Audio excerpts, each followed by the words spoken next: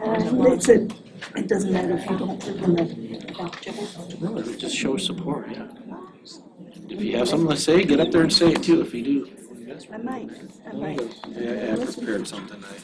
I'm not sure if there'll be a public, I don't think there's open mic tonight or not. Is it the agenda? Yeah, that's the agenda. Do you mind if I just look real quick? Sure you can. Yeah, public comment, yeah. On consent agenda or non-regular session items, so that it can be on anything. Okay, so I might. And they know this best won't go away, so they know every meeting there's someone who speaks up on, you know, Super excited, or just best projects. 2 years ago, it has to be in the But, you know, you need different perspectives too, so. Yeah, and it doesn't matter. just crossed his mind. Yeah, he just thought about it. It's a mess shop. Just freaked No, out. I- Yeah, I so haven't that's Steve's the opposite. thought about it. 6 months. I can't wait to get We had that one in the corner with that bagel. Some of the safety. There's some information I just came up with here. 20 years ago, yeah. We starting right here on down. See. I use ChatGPT to create questions too, and responses. Yeah, fortunately, it's some good content. And I was surprised how good the responses were, quite honestly. Sometimes the AI is good. Yeah.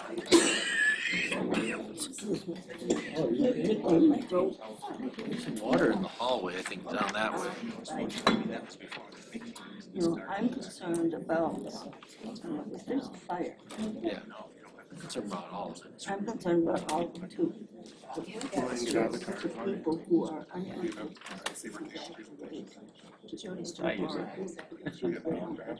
They just, It's a good question. I don't know. I have many neighbors who are like that. Yeah. And you know, I'm sure they'll come up with some plan, but a plan is only good as its execution. You know, it's chaos. Can they execute a plan and evacuate elderly in a you know, in a orderly and responsive fashion? You know. they would have to spend time. We need some more copies of the agenda. Would anyone like one? You do knock door to door after the fire starts. Would anyone like a copy of the agenda? It's marijuana, you know, it's. Well, there's been, like, just the last few weeks, there's been a lot of easterly winds that have blown Anyone need a by. copy of the agenda?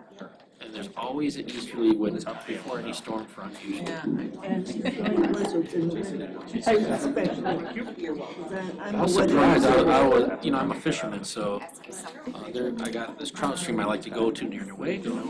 You know, normally fishing's better when it's not out in the east.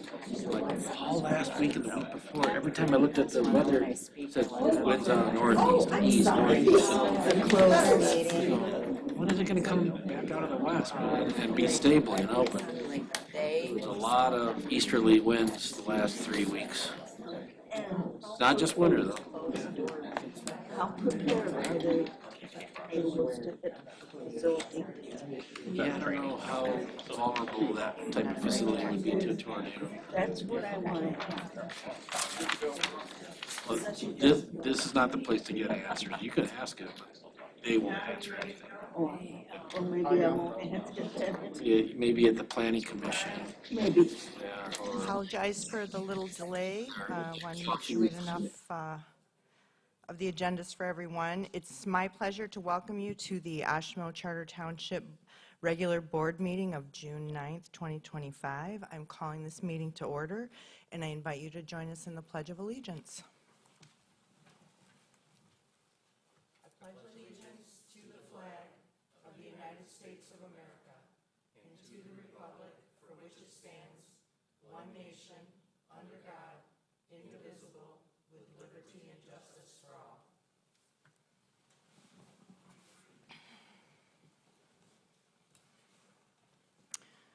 We have some lights out up here up front.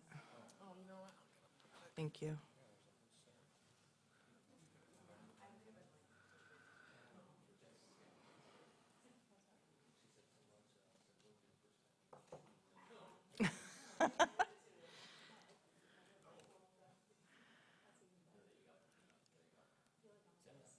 Yeah, we're going to add more lights hopefully in 2027 and some more amplification, but that's for capital improvement planning in the future. Okay. Next, we'll move to item 3, which is remote location identification for remote attendance when permitted by statute. This evening, we have Trustee Sikora. We have. Oh, no. We have Trustee Sikora, Treasurer Bushka, Clerk Farmer, Trustee Cole, and myself present. Trustees Ford and Chapman are absent and not eligible for remote location identification. Yeah. Oh, is he? Oh. All right, good to know. So it still doesn't make him eligible to vote, though. Okay. Next, we'll move to item 4, which is Township Mission, Vision, and Core Values, and I invite a member of this body to share a core value. I'll share our core value, considering the environment through practices that reduce impacts. Thank you, Trustee Sikora. Next, we'll move to item 5, which is approval of the agenda. Do I have any members present who wish to make changes to the agenda? I have 2, please. Draw your attention to the work session, topics for board discussion. I'd like to add item II, Grange Hall update. And item 16, closed session. I would like to formally remove the closed session portion regarding the purchase of property. We will still move into closed session regarding the pending litigation, but I would like to remove the closed session concerning the purchase of property. I'll move to approve the agenda with the stated changes. Support. Motion by Trustee Cole, support by Trustee Sikora. And all in favor say aye. Aye. Opposed? Motion carries with 2 absent. Actually, how do we, well, yeah, because Trustee Chapman is present virtually, but, yeah, okay, thank you. Just want to make sure we get that right. He's here in spirit. He is here in spirit. I got to get my Zoom up here in a second. All right. We'll bring the closed session item back again in the future. I think it's prudent to have everyone present. Next is item 6. It's our time for public officials and community partner updates, and I did see our County Commissioner DeLu is here, and invite you at this time to share your good tidings from the county board. Citizens, I'm your county commissioner. If you haven't met, we have a lot of new faces there every time I come. Dale DeLu, I'm available on the website. It's got my cell phone number, email address if you have any questions or concerns. In fact, I have just 3 things tonight for public interest, more than for the board. I was at the Alamo Township meeting last night and they had a presentation from the Otsego District Public Library. And I think that's pertinent to some people in Oshtemo, because I know some people in Oshtemo. When I did live in Oshtemo, I was in the Otsego Public School District. So nobody wants to pay more taxes, but in August there's going to be a millage for the Otsego Public Library. And of course, they want you to vote yes on the millage, so they have compelling reasons to do so. And hopefully they'll be getting this informational fact sheet out to everybody who it affects. And also at our last board meeting, we had several board committee appointments, and I just wanted to make the public aware there are over 30 county boards, advisory boards, citizens can serve on. And I serve on the board appointments committee. I help choose the people on these boards, and it's a variety of topics that you would never know is out there. And it's a volunteer position, but you do get $30 a meeting if you do attend. And I just have to tell you, some of the citizens that come before us to serve on these boards, I always think they should be sitting in my seat, because they're just fantastic people that volunteer, that show up on these advisory boards that really do help the county function in every way you can think of. So again, everything's online. You can go online, look at the boards that are available through Kalamazoo County. And also, another thing that you would never think about until you actually looked into it, we had the annual report from the Drain Commissioner. Sounds like a mundane job, but until you understand what they do, you wouldn't appreciate it. It's a beautiful report. Out of the 15 townships in Kalamazoo County, Oshtemo has the second most number of basins that the Drain Commissioner is responsible for.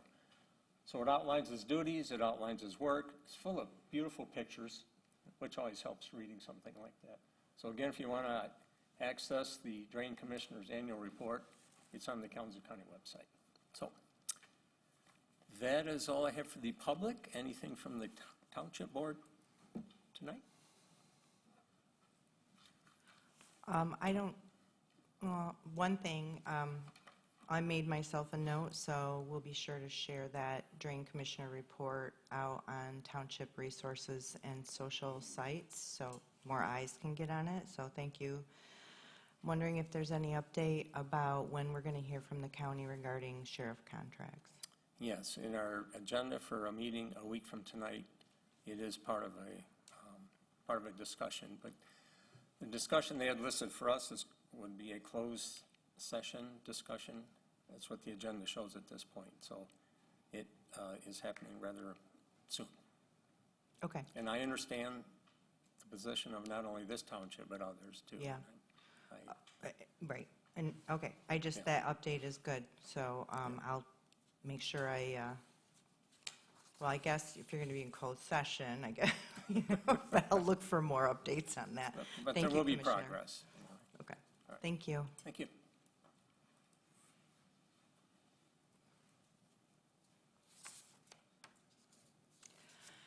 Do we have any other members here or part of our community partners or other elected officials?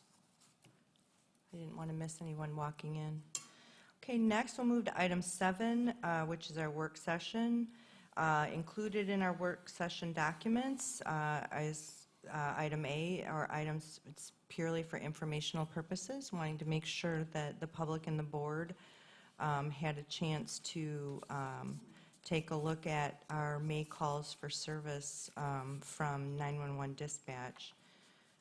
Were there any comments regarding that report? That's a monthly report from 911? Not a comment as much as a request. Sure. It would be nice, I know they're monthly reports, but is there a way that we could get all of the months so that we can see whether there's trends, increases and or decreases? That's something we'll have, they won't create it for us, we'll have to create that internally, but Okay. Maybe I can put it on the list of something to create in the future. I mean, I got to think that Copilot could probably hammer it out pretty quickly if we just drop all of the monthly reports in. Sure, well, and I was just wondering if we get the raw data, like the Excel form data, because they send it in the Yeah. format that it's in. But yeah, I'll make myself a note to see if we can't get some trend documents. It's already June. Yeah, it just would be nice versus having to go back and look at the last month and month prior to just see it all in one document. Well, and it's not just the 911 dispatch.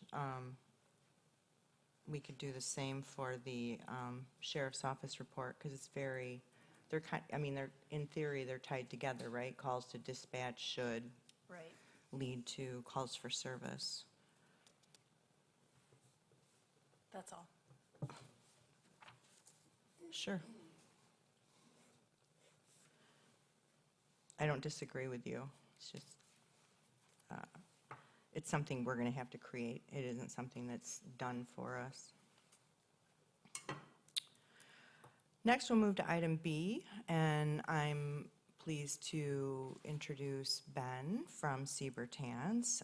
Ben's been our auditor for a minute or two. I don't know how many years. 10 years. 10 years, okay. And Ben is going to walk through our 2025 audit.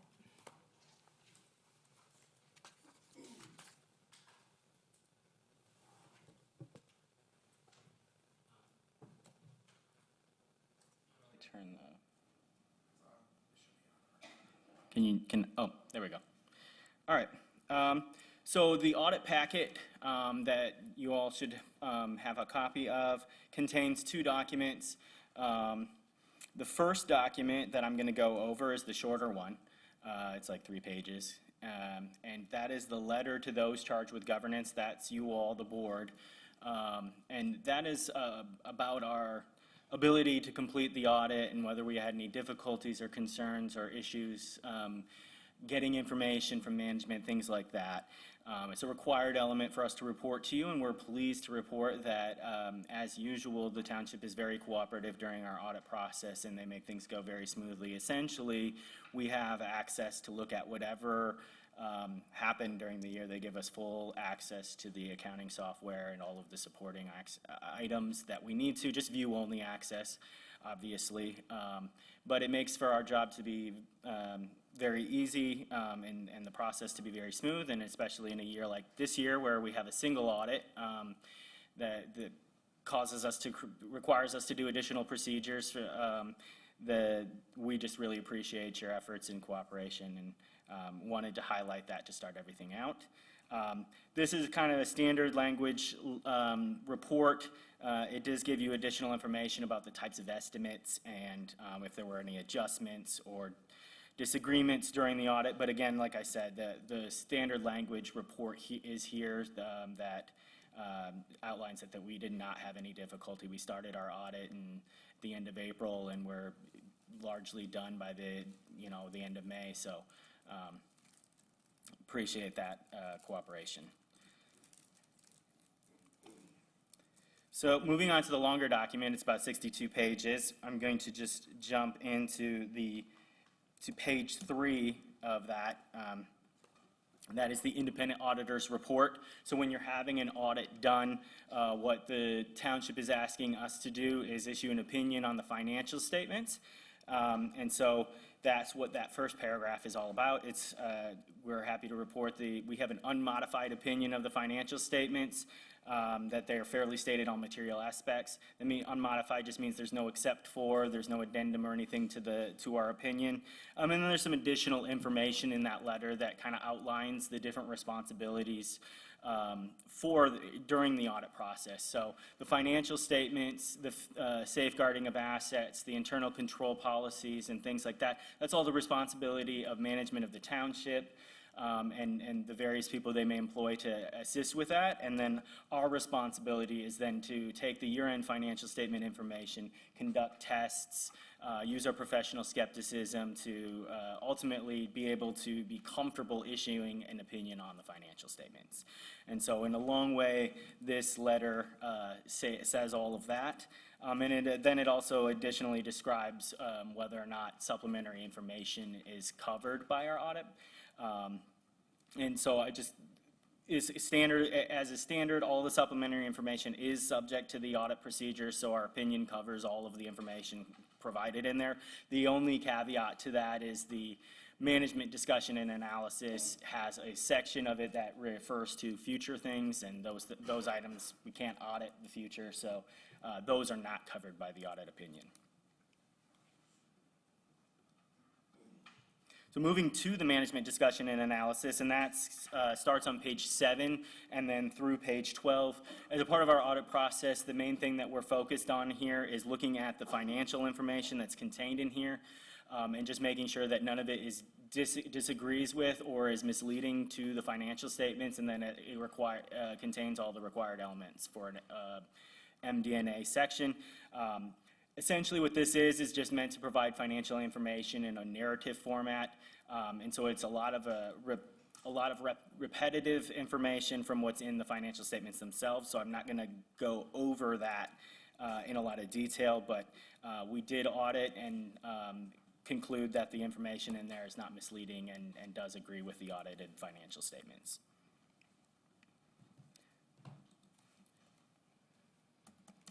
Moving on to page 14 and 15, these are the government-wide financial statements. So normally, and most municipalities, when they prepare their budgets, they prepare their budgets on a governmental fund basis, meaning that income in and expenses out during the year are just treated on the statement of, they're just treated as ins and outs. Whereas for the government-wide financial statements that required things like capital outlay for larger projects and long-term assets, or debt that's incurred and stuff like that, that stuff is then carried on the balance sheet rather than as a part of the statement of activities. So these statements will differ, and then these statements will differ quite a bit from what you may be used to looking at, but they are required, we are required to report it in this way, and there is a reconciliation on the fund financial statements that show the differences in the totals that are on the fund financial statements compared to these particular financial statements. At the end of December 31, 2025, the total net position, that is assets less liabilities for the year, on the government-wide financial statements are a total net position of $51,785,489. Of that total, the largest total being $30 million is invested in capital assets and long-term assets throughout the township. And there's some additional restricted information, restricted items, and then there's an unrestricted portion of about $13 million. The next statement is the statement of activities. So this just shows all of the expenditures, charges and related charges for services, grants and contributions, as well as general revenues like taxes, state grants, and things like that. It's an income statement, but it's in a particular format that's prescribed by the AICPA as generally accepted format for government-wide financial statements. But overall, there was a net increase in the net position of the township down here at the bottom of just under $2 million during the year. And so that's how the net position from last year of $49,838,000 jumped up to $51,785,000. Moving on to the governmental fund financial statements. So this is these are the fund financial statements that you're probably more used to seeing. This is details out by each individual fund, the various assets, and then the liabilities, all ultimately leading to a net fund balance for each fund. And so you can, if you just looking at the first column here, the general fund has total assets of $10,600,000, and they have liabilities, payables of $500,000, and then deferred revenues to be levied in a future year of $1.7 million. And so those total assets less those two liability items leads you to the overall fund balance for the general fund of $8,400,000. And then those fund balances are then further differentiated into a couple different categories. The first category is non-spendable. So looking at the general fund, there was a prepaid balance. And so that prepaid balance, you can't spend money that's already been spent. It's just prepaid for an expenditure in the upcoming year that will be expensed at that point in time. And then there are restricted items, so taxes levied for specific funds, such as like the road fund, fire fund, police fund. Those items are included in the restricted category. And then there are assigned funds. And so those are ones that are assigned for a specific purpose by government action, and the differentiation in those are that because it's assigned by government or by board action could easily just unassign it or reassign it for a different purpose. And so we want to make that distinction between those and items that are specifically restricted for a specific purpose. And then there's the unassigned portion, which the general fund is the only portion that has an unassigned portion. And so you look across, sometimes people ask, well, what's a good fund balance for each fund? And it definitely can be different for each fund.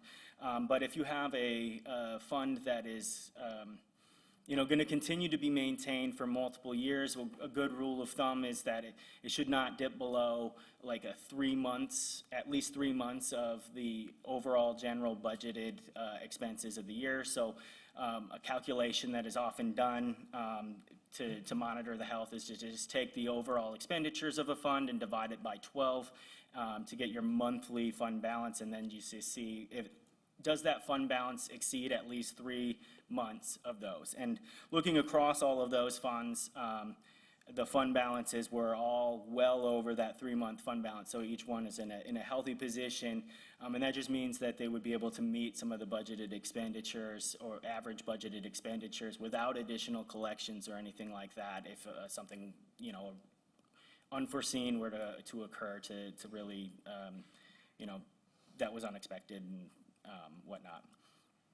The only one that wasn't like that would be the sewer construction fund, and that's because that fund is spending a lot of money for the construction, but it's drawing from a loan in order to pay those, and so it's not really retaining a lot of assets on the books because it's just getting the money as soon as it's being spended, and so that fund balance in particular was below that threshold, but that's why different fund balances can kind of have different expectations for them, and so you can't use the same rule of thumb for each one.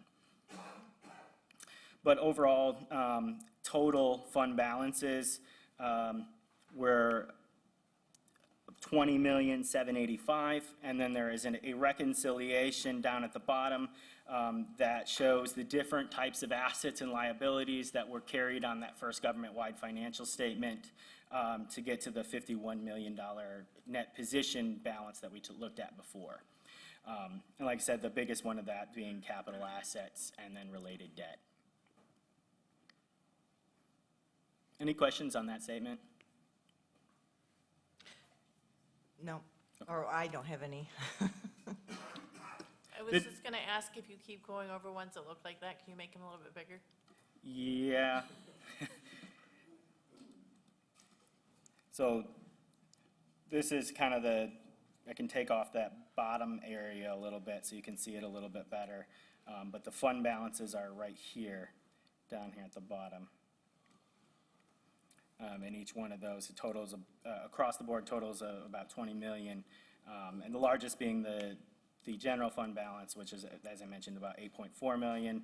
And then, fires 4 million, police about 2 million. And the water a little over 2 million. So those kind of make up the larger fund balances, larger funds of the township. The next set of statements, and I'm going to just subtract just a little bit, is the statement of revenues, expenditures, and changes in fund balance. So if you were to open up last year's audit, you would see ending fund balances were, the ending fund balances were all along this column at the end of the 12/31/2024 audit. And so this statement is meant to provide information or about the activities of the township that led to the change in each individual fund's fund balance. So starts with all of the different revenues and the different types, taxes collected for the funds, special assessments collected for certain funds, licenses, permits, state shared revenue, all those types of items, and then it gets you to an overall revenues of about 15 million, and then there's expenditures listed out. And so each fund has different types of expenditures: general government, public safety, public works, as well as payments on any debt, interest, which are separated by interest and principal. Getting to your overall expenditures of about just under 23 million, and so you can see there's a total revenue deficit compared to expenses deficit of just under 8 million for the year. And the reason for that mainly being because of the next category. The township has about $7.7 million drawn on debt during the year for the new USDA bond. And so The major difference back when I looked at the government-wide financial statements, those increased about 2 million because the assets that are, or the things that are being purchased from that USDA bond are considered assets on that particular financial statements, where on this particular financial statement, the $9 million spent in the sewer construction fund is all expended out, just to show the ins and outs in the overall change in the fund balance. And there is a reconciliation of this that shows the difference between the overall change in fund balance, because when you add in those loan proceeds, the actual change in fund balances across all funds is just under 87,000 for the year. It's a decrease of 87,000. And that statement is then reconciled out to those government-wide financial statements on the next page. Any questions on that? Okay. After that, there's quite a few pages that are the required statements, but I don't think that we have time to really get into all of them today. There's a couple of statements for the fiduciary funds. So these are funds where, like, the township collects taxes and then remits them to other governments, as well as internally they have to remit them to the appropriate funds. And so they have financial statements for those, as well as retiree medical benefits and other custodial funds. And so this is just provided as additional information. There are numerous pages of footnotes. And so this is just meant to provide additional context about the accounting policies, various detailed information about certain types of assets, receivables, when things are expected to be collected.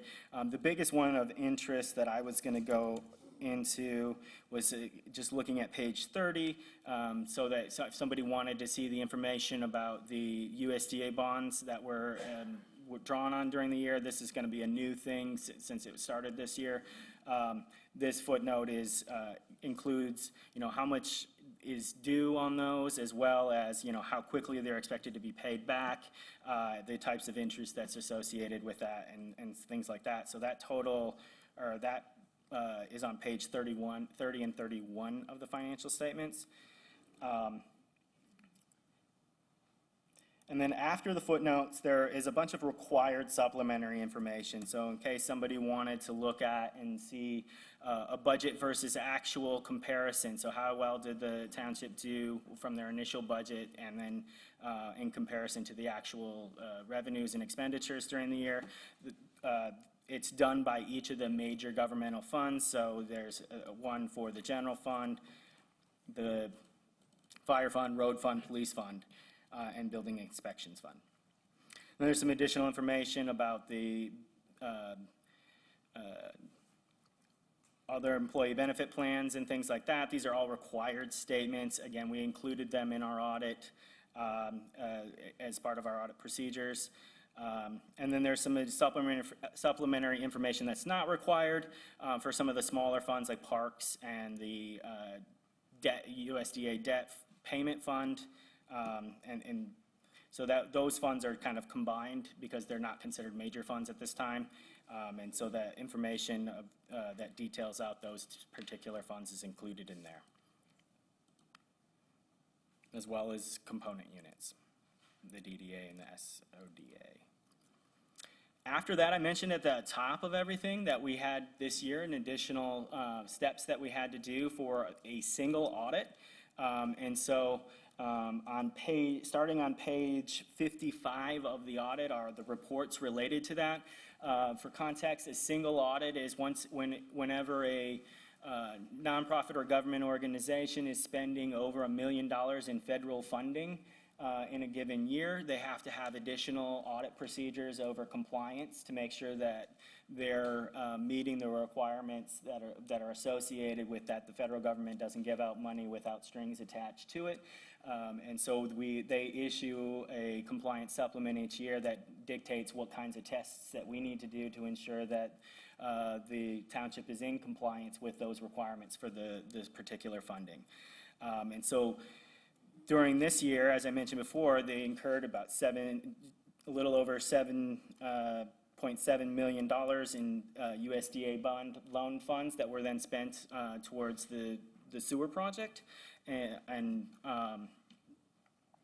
So as a result of that, we had to do additional procedures on those particular funds to make sure that they were spent appropriately.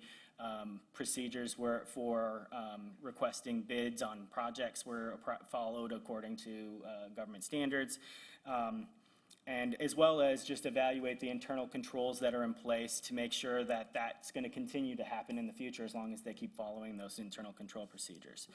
So these statements are all kind of in a prescribed format by the government, because they then have us input this information and submit it to them. But the first one, it just shows you the types of federal awards that were expended, which was the USDA bond funds. And then there are some additional footnotes that just, in the future, the amount of money spent and the loan balance may differ. For example, next year, as they continue to spend money, the loan balance will be different from the actual money spent. So that's what Note C is about. And then they require us to report in a couple of different letters whether we identified any significant deficiencies or material weaknesses in the controls, or whether there was any compliance finding identified as part of our audit procedure. And so that these two letters are the mechanism for which we would report that, but there's a kind of a summary page that I'm just going to go to here. And so starting with the financial statements, as I mentioned at the top, we issued an unmodified opinion on the financial statements. That's the best level of opinion that you can receive. And then it asked, did we identify any material weaknesses or significant deficiencies related to financial reporting? And the answer is no for both of those. Did we identify any compliances? The answer is no. Or compliance findings? The answer is no. And then we also have to review the internal controls to prevent and detect if somebody were to try to, whether on purpose or accident, use funds for an inappropriate purpose or something like that. Does the township have good controls in place to make sure and monitor that as well? And we, again, did not identify any weaknesses in those controls. And so that's what this next section talks about, is specifically related to the federal awards. There were no material weaknesses or significant deficiencies identified. Again, I mentioned the dollar threshold. So if there were multiple types of funds, we have to do some calculation to determine what's considered a type A program, where we have to do all of the procedures versus, if it was just like $5,000, maybe we would just do limited testing on something, a smaller balance or something like that. And so the threshold was just $1 million because there was only one program. And then the last thing, the auditee qualified as low-risk auditee.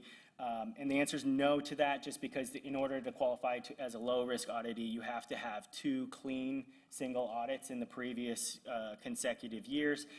This is the first year that the township is having a single audit in a few years. I think we did one maybe 2 or 3 years ago, but since they don't have 2 consecutive years built up, they're considered high risk. All that just means is that our testing samples are larger as part of our process, as well as if there were multiple programs, we would have to select more programs than if it was considered a low-risk auditee. But I just want to bring that to attention, because a lot of people get worried when they see that they're not a low-risk auditee, but this is nothing of concern. There's nothing you can do. You didn't have a single audit last year, so you wouldn't be considered high risk, or can't be considered low risk because of that. And then additionally, we're required to report on the status of any findings from the previous year's audit. And again, since there wasn't one, there's no information on this particular one. And so if we had a finding this year, then we would update on whether or not it had been corrected, and the types of things that there would be a corrective action plan and things like that. And that kind of concludes my walkthrough of the financial statements, but I'm willing to, and it's time to open it up for questions, and anything anybody wants me to go back to, I'm happy to do so. Thank you, Ben. At this time, it would be an opportunity for the board. Does the board have any questions for the auditor concerning our financial statements? And just so the board knows, we also have our accountant, Ben Wakely, here, and our accountant from Siegfried Crandall, Josh Gabriels.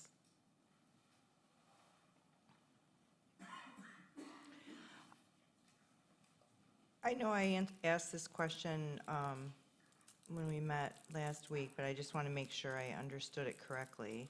So the reason that we are required to do the single audit is because of the federal funds that were received by the township that exceeded $1 million. So the part, and then the way I understood it was that once those funds were expended, then a single audit would no longer be required on that. Correct. So the statement is called the federal expenditures of federal awards. So they don't really tie the funding to whether you received it or not, it's whether it's actually spent. And so in the first couple of years, as you're spending the money on the sewer project, we will have a single audit as long as those numbers exceed $1 million.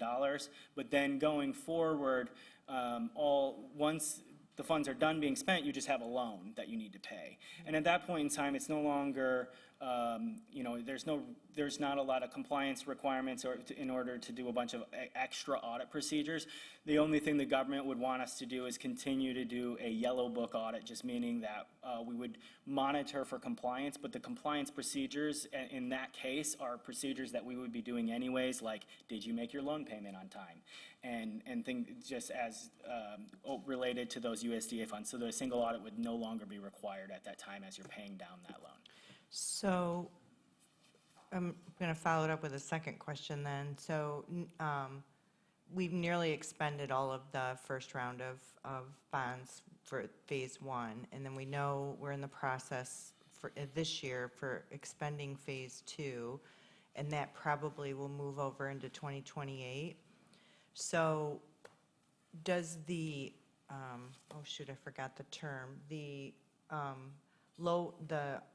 qualified as low-risk auditee, is that tied to the particular federal dollars? So, even though we did Series A and B in 2025, and we're going to do C in 26 and D, does that count for, 2 consecutive? Yeah, that's a good Okay. question. It does. So if you have, so you spend $1 million, over $1 million in the 2025, and then you get a new bond, let's say it's a different program even, we may have different procedures that we would do, but it doesn't matter that it's a different assistance listing number at that point in time. You qualify as a low-risk auditee based off of the overall single audit. So if there's no findings or recommendations and everything is clean on each 2 consecutive years single audit, you would qualify as low risk regardless of if the third year it was a completely different funding. Let's say it was coming from Housing and Urban Development instead of USDA, they would still consider you to be low risk because, and the big thing I think that the government is concerned about is just does the organization receiving the funds understand the importance of understanding their compliance requirements and then developing some sort of control to make sure that they're following those. And so, once you've established 2 years track record, they assume and understand that you would qualify as low risk at that time. Now, if an issue is identified with that new one, we may have findings related to that. So that particular program might be considered a little more high risk to us as the auditor, but it wouldn't be on the overall audit, I guess. And then one final question, I'll move on. Is this unique to federal funds that come in? So if we got a grant from the state of Michigan, it wouldn't be treated, that was over $1 million, it might not be treated the same way?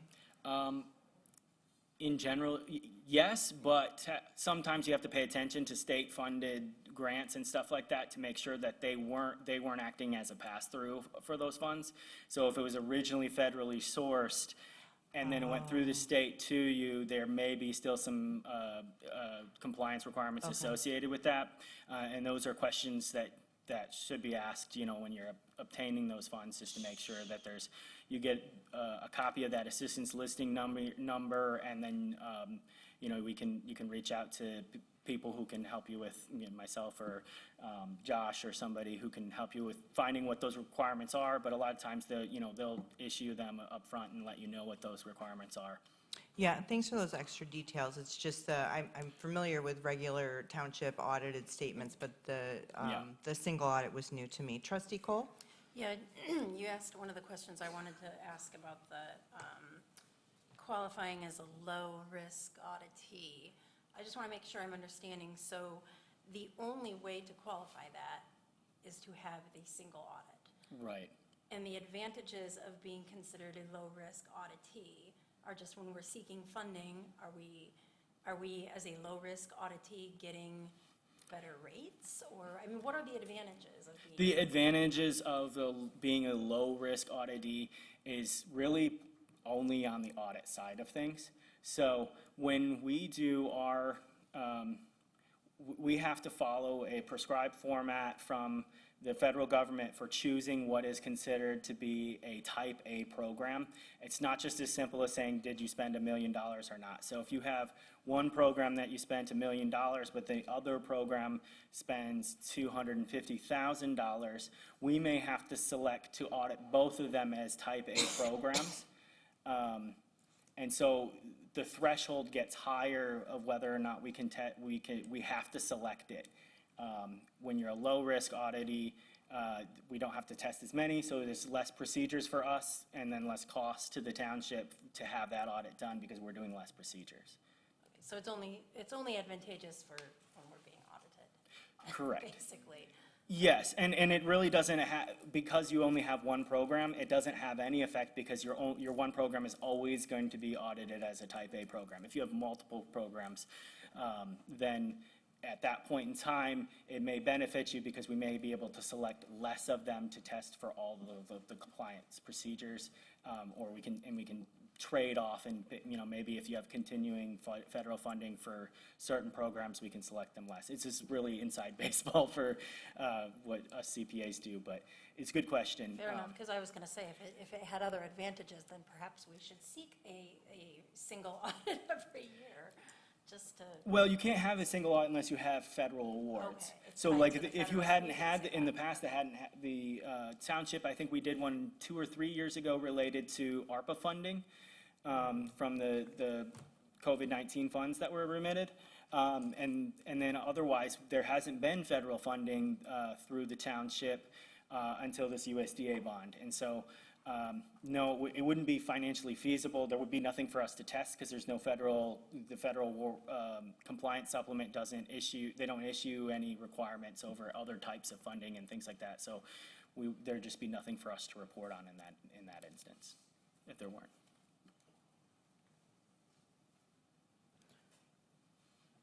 Clerk Farmer, do you have any questions? I do not.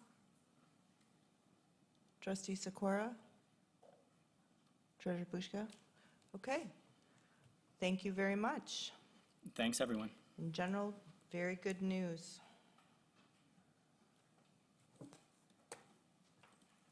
Next, we'll move to item C. Just for awareness of the board and members of the public, the action to make a decision whether or not to accept the audit will happen during our regular session.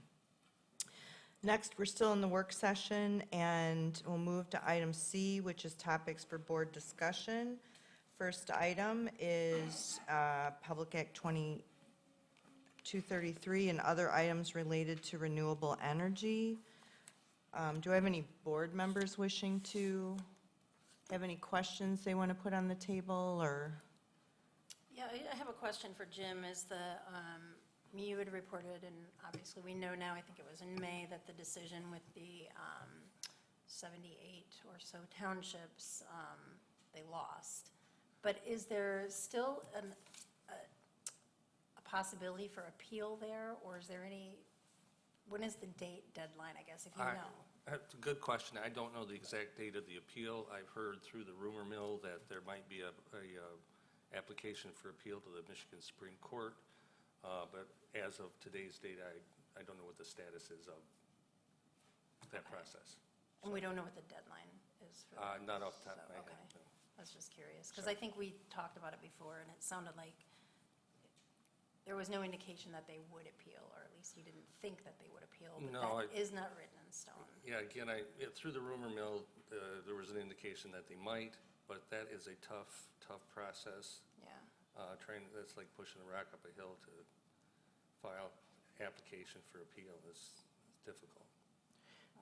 Yeah, as soon as that becomes, I mean, once the issue becomes firm, we'll certainly bring that forward and update the board about the status, whether or not there is actually an appeal, or it's going to die in the Court of Appeals, or, you know, or it's going to move forward with an appeal to the Supreme Court. So, yeah, good question. Been waiting for that confirmation myself. The one item I wanted to bring forward for the board and for the public is that we did a press release on June 4th that indicated that the Planning Commission meeting was canceled, and the date I did not write down, that's too bad.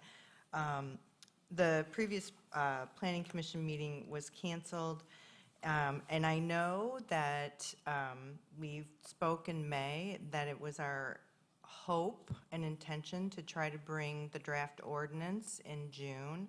So I'm letting the board know, based on the amount of material that was provided by our battery energy professional consultant, was quite substantial. And that was just received last week? Yeah. Yes. Last week. And so the planning director, as well as the legal office, is combing through the details of that and what the implications are in the draft. So there will not be a draft ordinance at the next Planning Commission meeting, but we will keep you apprised of when there will be one ready, and we will do that in this same forum during board discussion. Attorney Porter, is there anything else you want me to add to that? No, I think you covered it. The information we did receive, I thought was, I was impressed with. I think it'll be something we can work with, and I'm encouraged by it. But again, it's going to take more than a couple weeks to get through it. Significantly in-depth information, all related to battery energy storage. So is there any other comments from the board regarding Public Act 233, or? Just one more, sorry. Yeah, go ahead, Kristen. So we had the community forum, the second community forum recently, which was an amazing turnout. Mainly, I believe the DeBryans put a postcard out, and there were, I believe, over 100 people here, so that was fantastic. Dusty fielded a lot of questions. There were some that we could not answer, but we did promise the community that we would have answers. So I wondered if you would update on that. Yeah, so I'm working with the supervisor and our media and communications person to get the information for those, because we wrote down every single question that was asked during the conversation. And we're gonna get a special spot on the website for community conversations so that that information can be shared. So if somebody wasn't able to go to the in future conversations, or if they just wanted to remember what was discussed, we'll have that available on the website. But it is not up yet. No, it's going to be quite a bit of work, actually. I think we're hoping to get a draft ready by Friday, so maybe by early next week we can get that up. But the responses will need to be vetted too, as far as for accuracy. So, yeah, that there's a plan for that in the works. Any other comments from the board on Public Act 233 or renewable energy? Okay. I did add to the agenda topics for board discussion an update on Grange Hall. I had an opportunity to, so as you all might remember, at the last board meeting, Trustee Sikora shared that our septic system at Grange Hall is in trouble, is failing. And since that, I wanted to make the board aware and get any feedback about additional information that you might want to know. our Public Works Project Manager, Zach, along with the Maintenance Director and the Parks Director, met with myself earlier this week, and we have discovered that, first of all, I don't think they're 100% sure where the dry wells are yet. We did obtain a permit from the County Health Department to start the process for that repair and replacement. The part I want the board to, or hear from the board, is that it is not going to be an inexpensive venture. And so there's going to be two components that will be coming before the board probably late this summer or early this fall. And one is that we're going to need to hire an outside engineer to do the design work for the septic system. And part of that is based on first of all, design it, but also where it's going to go on the property. We're going to need a professional to share with us where is going to be the most cost-effective. So that is going to be part of it. We kind of guesstimate somewhere between $15,000 and $20,000 for that first piece.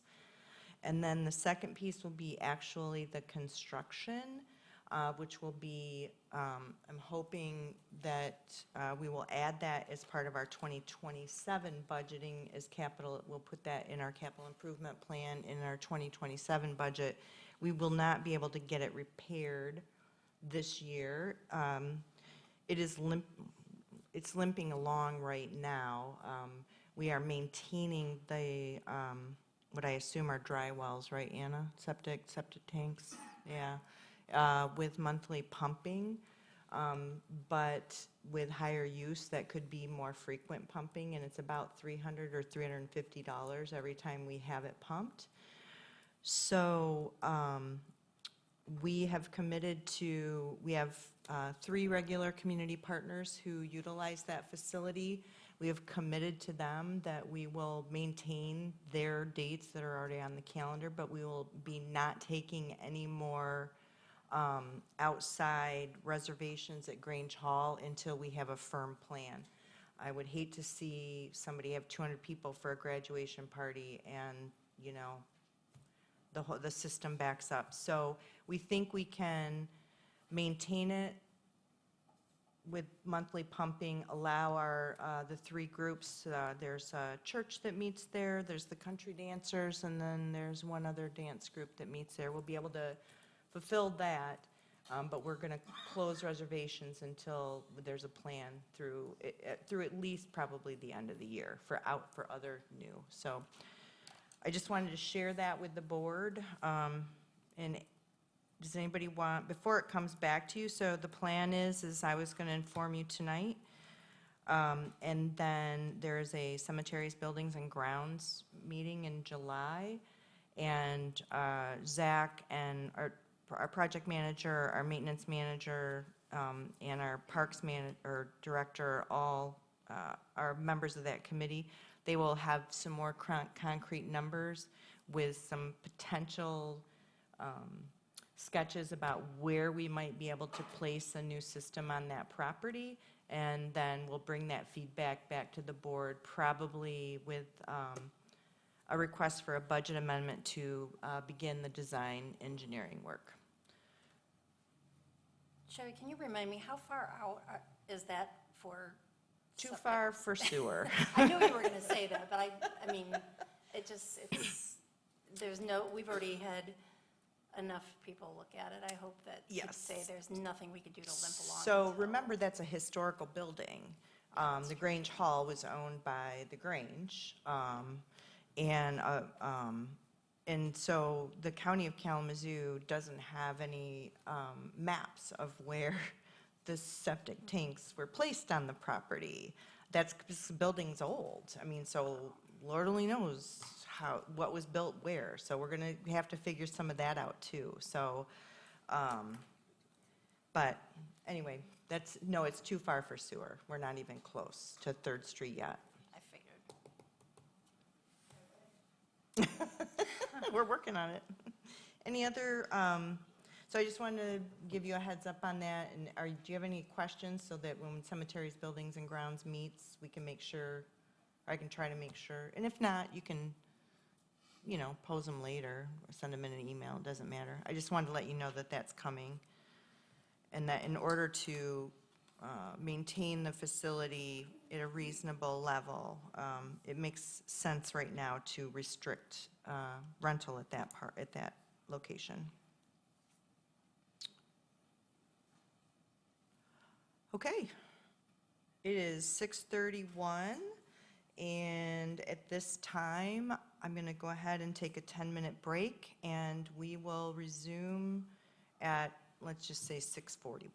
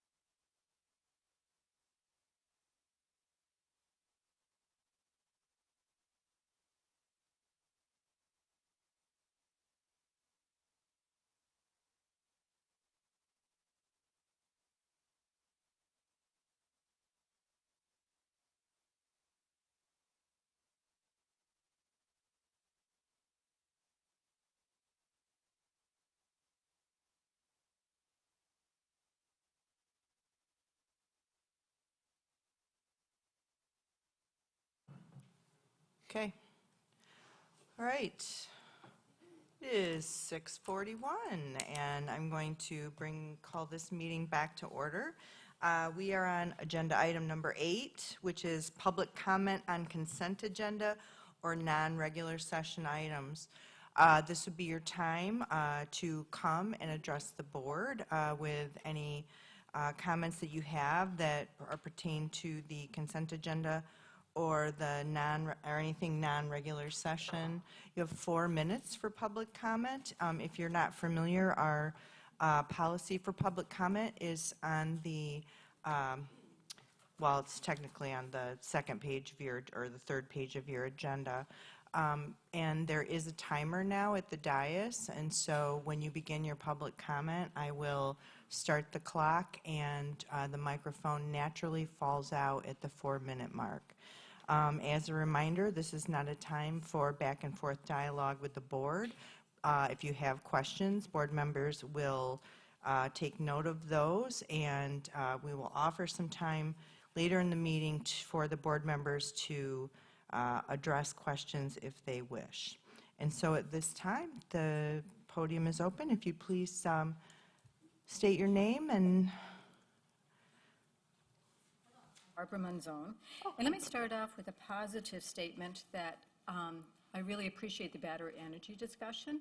I feel like it's been very productive and the interaction is very helpful. And hearing that you're going to respond to questions that weren't able to answer at the time, really appreciate that as well. I did have a concern, though. I recently received a colorful postcard in my mailbox advertising 3 summer concerts at Fletcher Field. I want to be clear, I do enjoy summer concerts.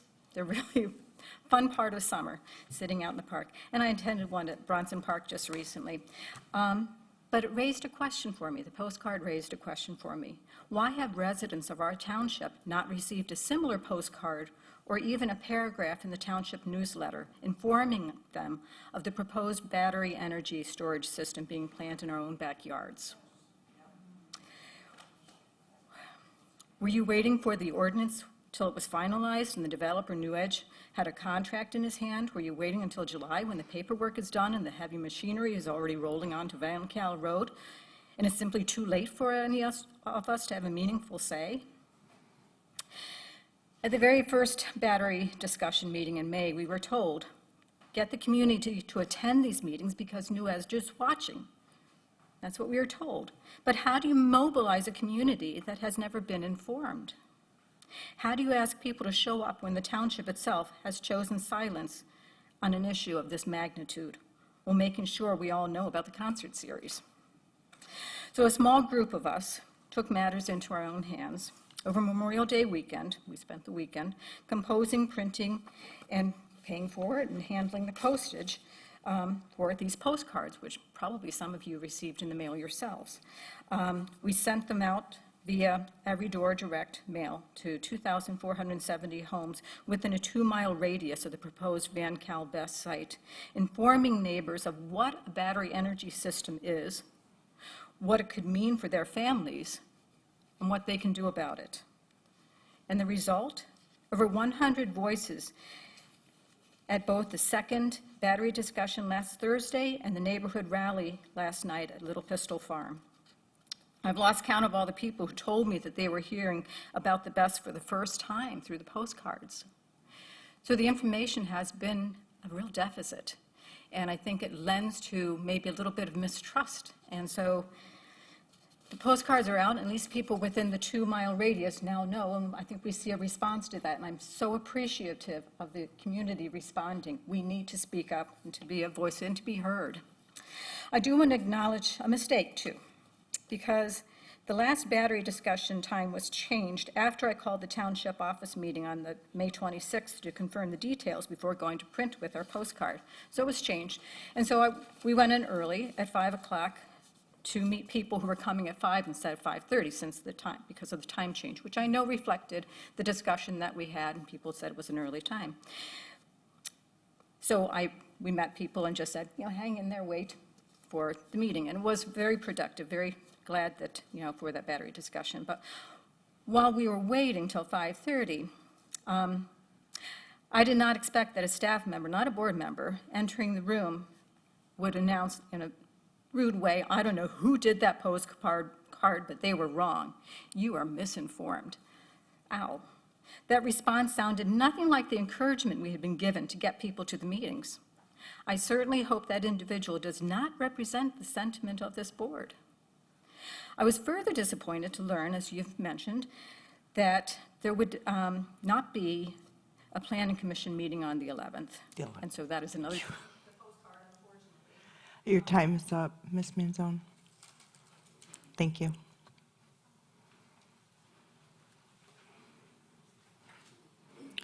Hello, if you would introduce yourself. Good evening, board and neighbors. My name is Amanda Miller. My husband and I have enjoyed living across from the fish hatchery for over 20 years. We are 1.5 miles away from the proposed site in Almena Township. I'm here for my first meeting to speak with an objective to preserve this area and all the surrounding areas that could be affected by the proposed BESS battery storage facility. I was recently made aware of the proposed BESS battery plant after receiving a postcard alerting me of the proposed site. That postcard was sent by my neighbors, and for that I thank them greatly. As I learn more about the project, my reactions are those of fear and great concern. My husband and I have recently retired and plan to remain living in our home as we love the area for its wildlife, trails, and many farms in the area, just to mention a few great attributes of living in this area. I attended the community forum and last night's meeting at Pistol Farms in an attempt to quickly get up to speed, which gives me a lot of anxiety, actually, like the previous speaker said.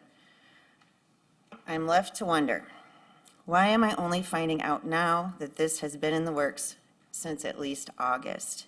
Why are the local leaders, what are they doing to ensure the residents' safety?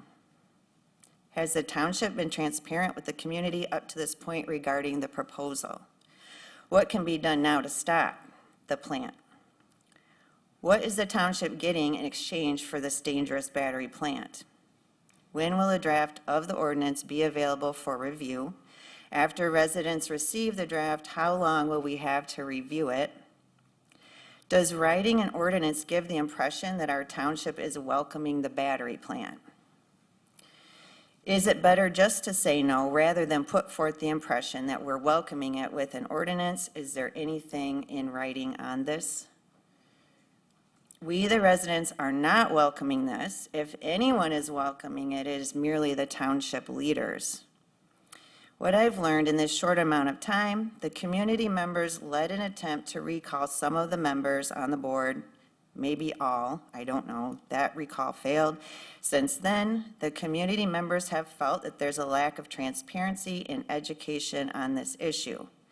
The battery plants have caught fire, sending dangerous chemicals 30 to 40 miles from the sites, which have negatively affected animals, plants, wetlands, residents' health, and property values. The battery fires cannot be put out with water. They must be allowed to burn out on their own. And the township has a planning commission whose job is to create the ordinance, if accepted, which would allow the plant to operate within the ordinance parameters. If rejected, it goes to the state to allow them to approve or deny it. My concerns: who will protect my neighbor's property and its value? How can our health and wellness be protected? Who's advocating to protect the water sites such as the Wolf Lake Fish Hatchery, our private wells, the elementary school on 9th Street, nearby farms? I stand in solidarity with my neighbors that the BESS battery storage cannot be placed in our rural residential area. It must be moved to an industrial area, if it must be here at all. No amount of money for the township is worth a battery fire in our area that will destroy everyone's property, wells, food supply, etc. Per the audit tonight, we don't need, if we're trying to receive money, we don't need any money. It said that our budget is solid. We should not be rushing this decision. The technology is too new and it fails too often. Thank you, Ms. Miller.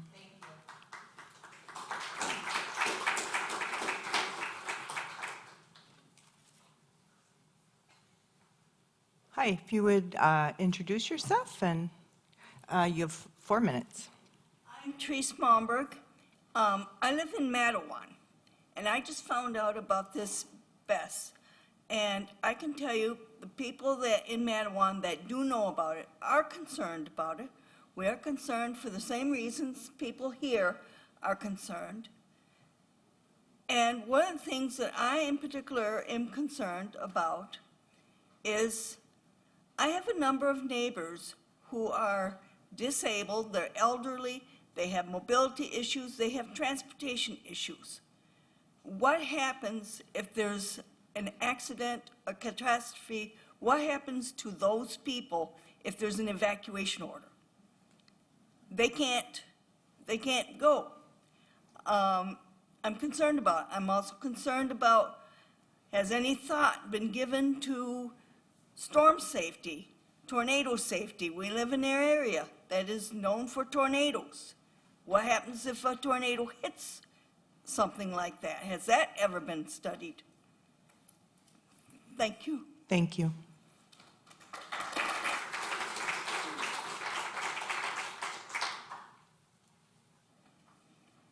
Oops.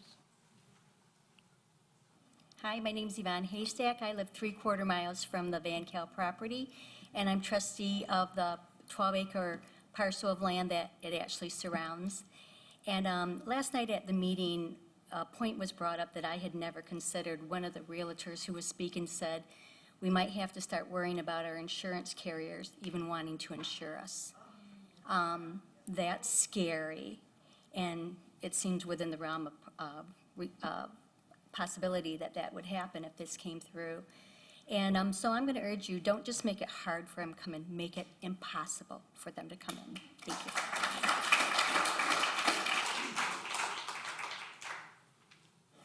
Hello. No, go ahead. Hi. Good evening. My name is Jason Holloway. Just to cover real quick, once again, from the Oshtemo Township website, one of the values listed on the mission statement is environmental stewardship. Under vision, rural preservation. I know that, especially with local government, that basically I want to believe the best in people, that when you run for office, that you are going under the premise of, I want to do what's best for my community, the people around me, my family, my friends. And I know that most of you are on your first term. Some of you have been on several terms. I would hope that with the time you've spent on this board, that you've not lost touch with the people around you. Because the grassroots efforts you see tonight is not just people, actually, let me rephrase that. What we have tonight are people against BES. There is no equivalent pro-BES group out there. There's no equivalent pro-BES Facebook group. And I think it should be abundantly clear that none of us want this, guys. So I really hope that you guys do what's right in your hearts. This is not supposed to be here. I don't know what obligations you've been contracted to, but one of the things that if the worst case scenario happens, there's not going to be anything we can do about a catastrophe. It's just turn Oshtemo into a Superfund site, and basically after that, there'll be no criminal liability for BES. Civil, good luck trying to find a civil suit against them for that. And if anything, they might throw a bone to Oshtemo Fire for maybe some funding, maybe some equipment, but basically, they're going to be on their own. Maybe some surrounding townships will have, actually, I know surrounding townships will come on out. But this is something that I just hope that in your hearts, that you guys just look at this and go, nobody wants this. There's no one up here on this microphone, on this podium saying, please do this. So please do everything you can to reconsider, renegotiate, or even flat out cancel. I know that's a pie in the sky thing, but please, please, please stop it. Thank you. Thank you.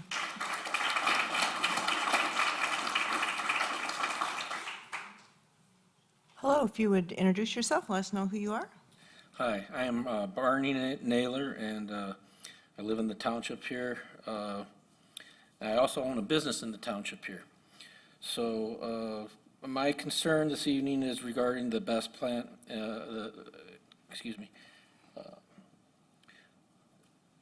I'm here tonight to speak directly on the proposed 260 megawatt New Edge BES facility on South Van Cal Avenue. I'm deeply concerned about the location chosen. And for me, that's the biggest issue, siting and location. It's just not in the right place. This 52-acre agricultural parcel sits directly on top of highly permeable sandy glacial outwash headwaters of the Pawpaw River watershed.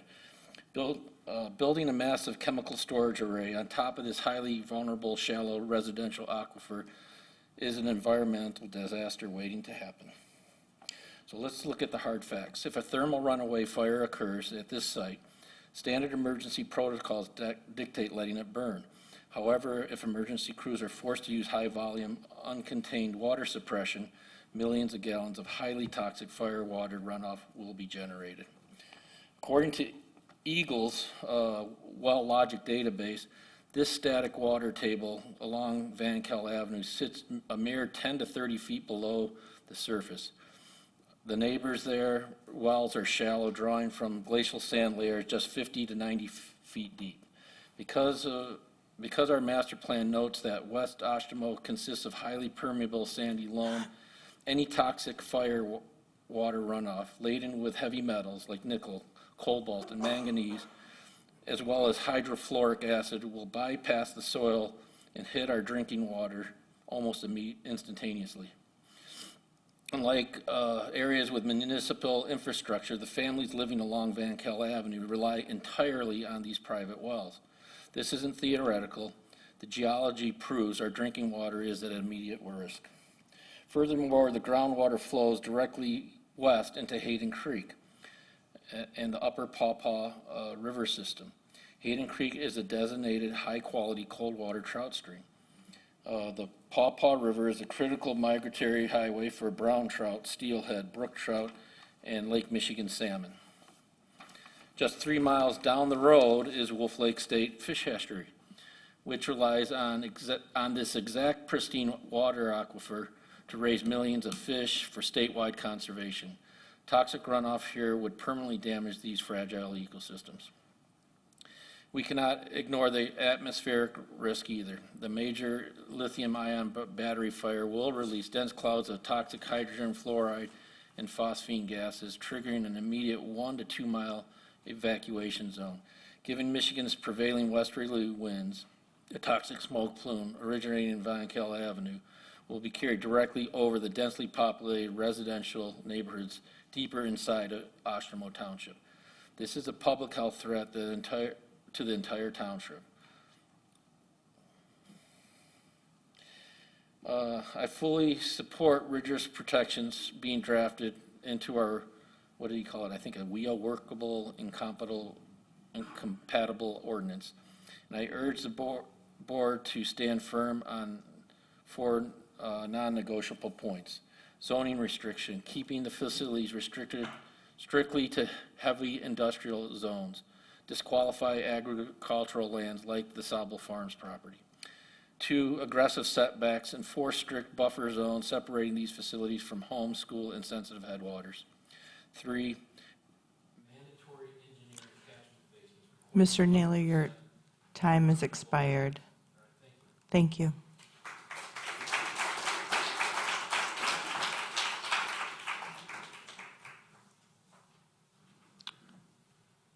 Hello, if you'd introduce yourself. Scared me.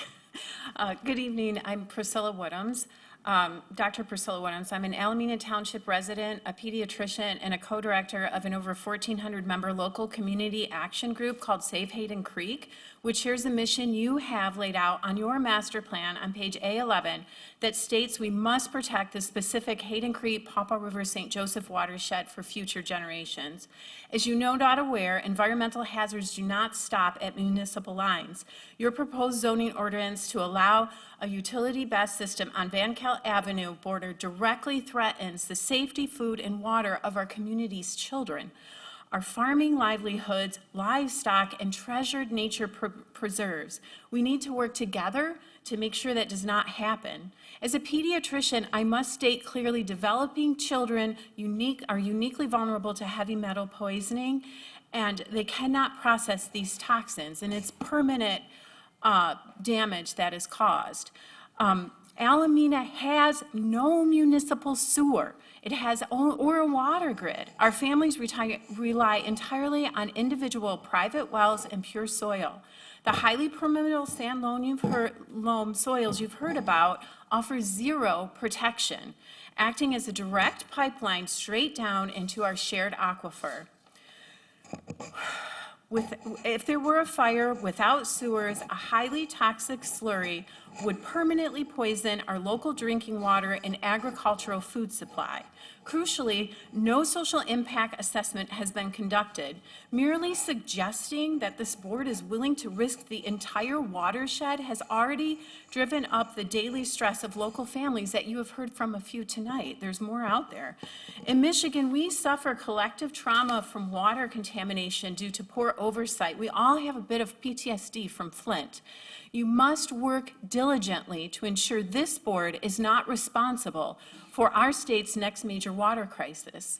Additionally, uncontaminated runoff flows west into our fen preserves, a globally rare wetland that shelters 23 rare animals, 48 rare plants. Upstream chemical toxicity would permanently alter this pristine alkaline pH environment, eradicating track species, the showy lady slipper orchid, the spotted turtle, nesting Hensel sparrows, the federally endangered Mitchell-Sater butterfly. Given these environmental constraints, a developer will likely never receive an NPEPA permit to build here. However, do not assume this is a matter to be kicked down the road. Eagle's eventual review does not absolve this board and planning commission of its current statutory duty. Your own master plan dictates on page A11 that you must protect this specific watershed for future generations. If this commission intentionally maps an industrial energy overlay zone directly over an unsewered protected headwaters, you are codifying a regional hazard. This township assumes the primary legal liability for that, for facilitating cross-border public and private nuisance claims. This risk is entirely avoidable if you restrict BESS to the Oshtemo's industrial corridor. Toxic runoff could be safely contained by the Kalamazoo wastewater treatment facility. They are made to handle this kind of thing. To bridge Public Act 233 and to best protect Kalamazoo and Van Buren County, this needs to go in your I-1 and I-2 zones, industrial zones. You should codify that siting restriction. Forcing our community's children to inherit an unsupervised chemical hazard environment is an environmental injustice. Again, you are legally liable for this. Don't be the next leg. Do the right thing. Thank you, Doctor. On behalf of many families, for your stewardship of our wonderful shared community. Thank you.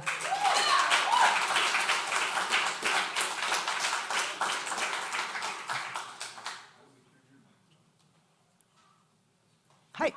Oh, here you go. Thank you. Hello, my name is Dr. Miranda Vinden, and I have statements to make. We have one precious earth. We have one precious lifetime here. So I have two requests to this board. Please do not allow the proposed BESS facility to be built on Van Cal.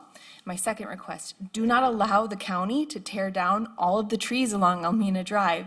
Just cut down the dead, dying, or diseased ones. It's really simple. So please help us save those trees. And now I have a million questions. What role does the township have in notifying citizens of the impact of a BESS facility or other industrial projects during the initial phase of the proposal process? People just don't know what's going on. Have you thought about going door to door or sending out a mailer telling people about what the BESS facility is about? Both the positive and negative impacts. I think that would be really helpful. Why is the information campaign that we've witnessed driven entirely by citizens? It costs money for that. Can we have tax dollars supporting information sharing? I think that's really reasonable. How will my well water be impacted in Oshtemo Township if there's a catastrophic failure of a BESS facility? My well is only 67 feet deep. If my water is contaminated and I don't have municipal water, what do I get to do to get water at my property? Will New Edge Energy be required to help me get water? No. Can the aquifer below the facility get contaminated? Absolutely. Will the best facility take water away from residents? I don't know, actually. Like so many residents near data centers have experienced, maybe. What happens to my chickens and my pets when an evacuation occurs because of a best fire? Who will care for them if I have to flee? Will my chicken eggs be safe to eat? Will my garden and wild plants be safe to eat? Will it be safe to eat the mushrooms who are bioremediators that grow on my property? Will my soil be safe to walk on? Will it be safe to eat deer or fish from areas impacted by a best disaster? What disaster and trauma counseling will be available for impacted residents? What does a restoration of the site look like at the end of the lifespan of this best facility? If the company who owns the best unit makes billions of dollars from this, what is a reasonable amount of kickbacks and taxes that the local government should receive? How much of that money will go to build infrastructure that's environmentally sustainable? How much money will go towards planting native trees, native plants, preserving natural resources, creating protected wilderness areas, supporting organizations like SwimLAC, and combating the impact of climate change in our region? My property taxes have doubled in 15 years that I've lived in this area. My income hasn't doubled. And my property value will decrease because of this best facility. Will my property taxes be reduced due to the reduction in property values if the best facility is constructed?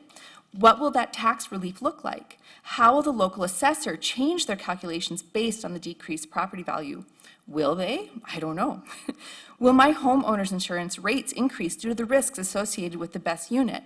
Will insurance companies not want to give me a policy if they know I live a half mile away from a best facility? And I do.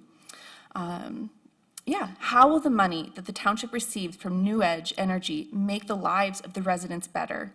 So that's all my questions. I made it under the time, so thank you. Thank you.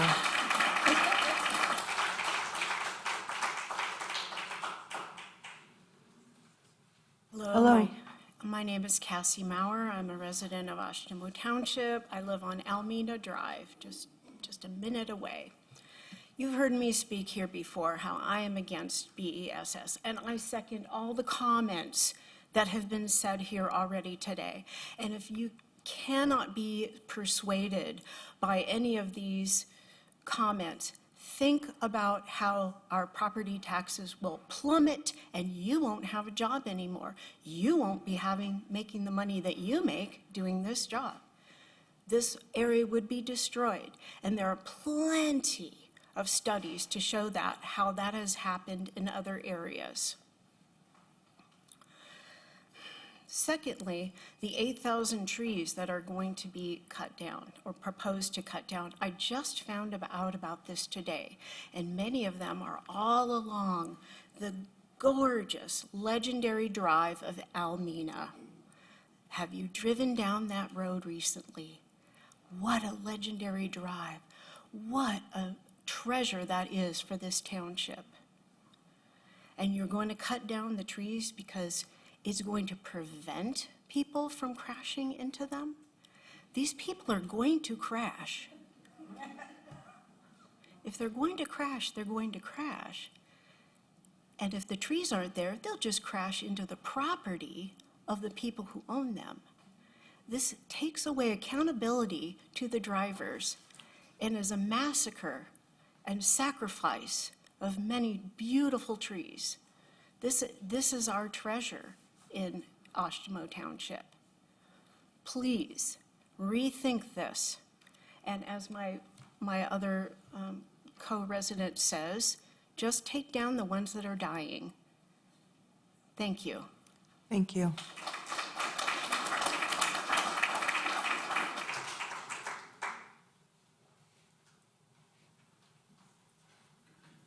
If you would introduce yourself.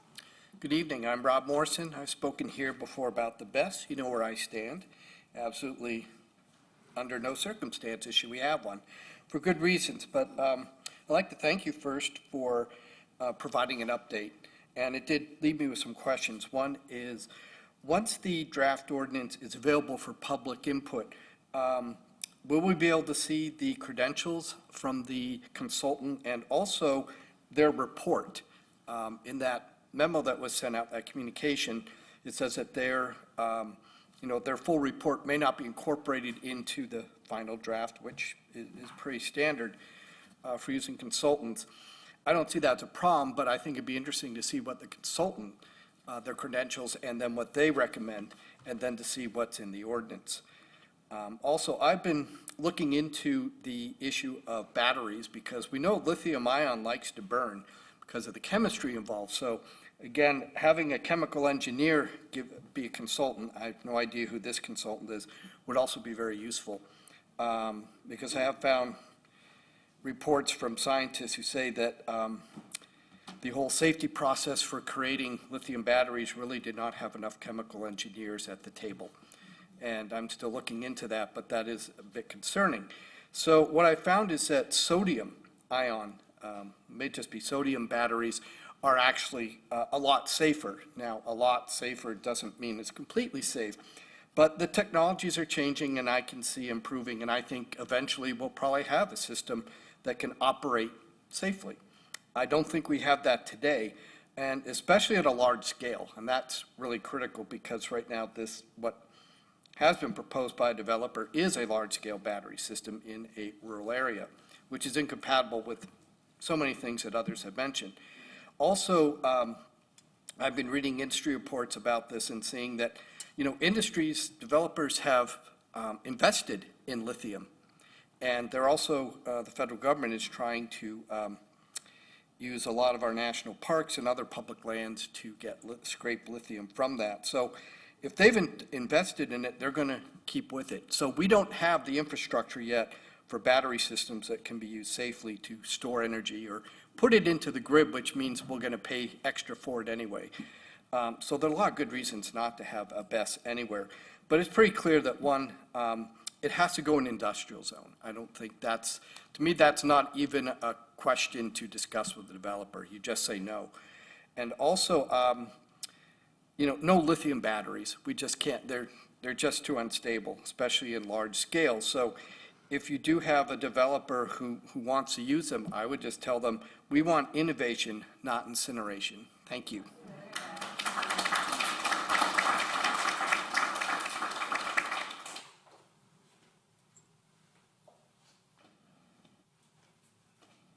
Hello. Hello, I'm Rodney, live up the road here on Alameda.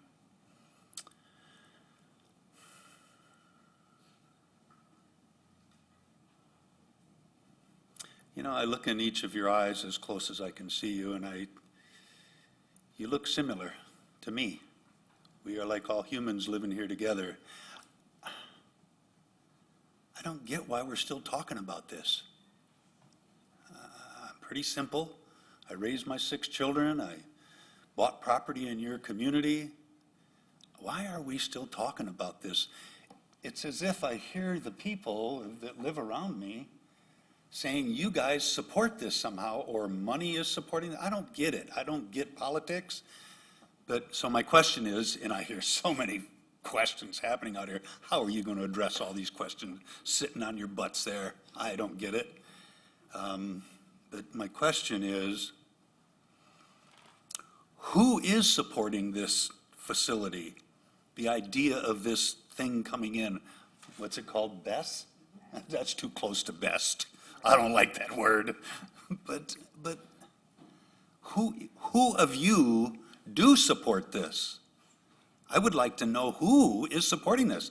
Maybe I don't understand the politics or the laws well enough, but educate us for God's sakes. Your people are standing here, sitting here for you to help understand what needs to be done. We'll do what we got to do. Help us know what to do. Do you need support? We'll support you. If this is about money, I'm pissed. This better not be about money. But you look like wonderful people. I'm sure you are. But somehow, something's not working right here. Help us know what we need to do as a team, a community, a family, so that we can take the action. If this is a governmental, federal, political malarkey, then I don't know about up there, but I have seen out here some pretty amazing intelligence and investigative skills. We have the what's the collective knowledge that we can do this. I don't know who's really in charge of any of this. I don't do my homework enough to know. I might be able to talk a little more clearly and specifically. But I know you guys have some authority and some power. I've heard heart being used out here. Use your heart. Just use your good sense, for goodness gracious. Educate us, please. What do we need to do?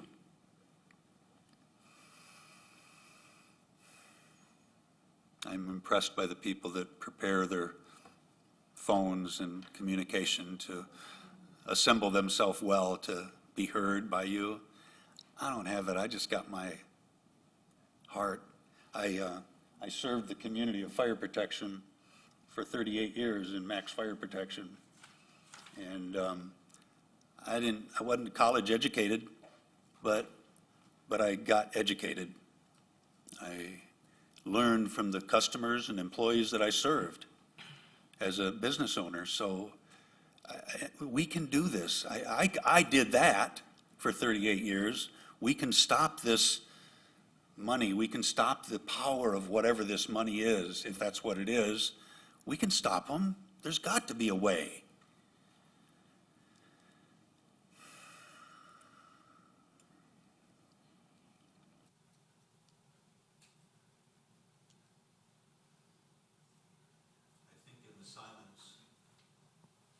Your time has expired.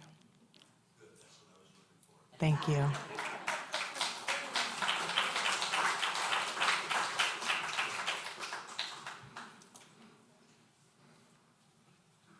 Hello. I'm Julie Richardson. I wasn't planning on talking tonight. I've received multiple calls asking me to come and hear about this. And then at 4:30, I sat down and I listened to the recording of the lady in the back there talking. And I could hear in her voice what happened to me. And so that's why I'm here. The reason I didn't start sooner is because my husband had cancer. He was expected to die. We spent the winter at Mayo. He's recovered now, so here I am. And let me tell you, I spearheaded Hayden Creek, Save Hayden Creek, and Stop the Power Line. So the rest of my comments are for these people. You don't have to sit there and think there is no way out. I remember getting the news that a high voltage power line was going in front of my house and beside my house. I remember hearing that Mattawan was going to dump their sewage in my backyard. There are several people in this room who went through those processes together, and we know how to fight and we know how to win.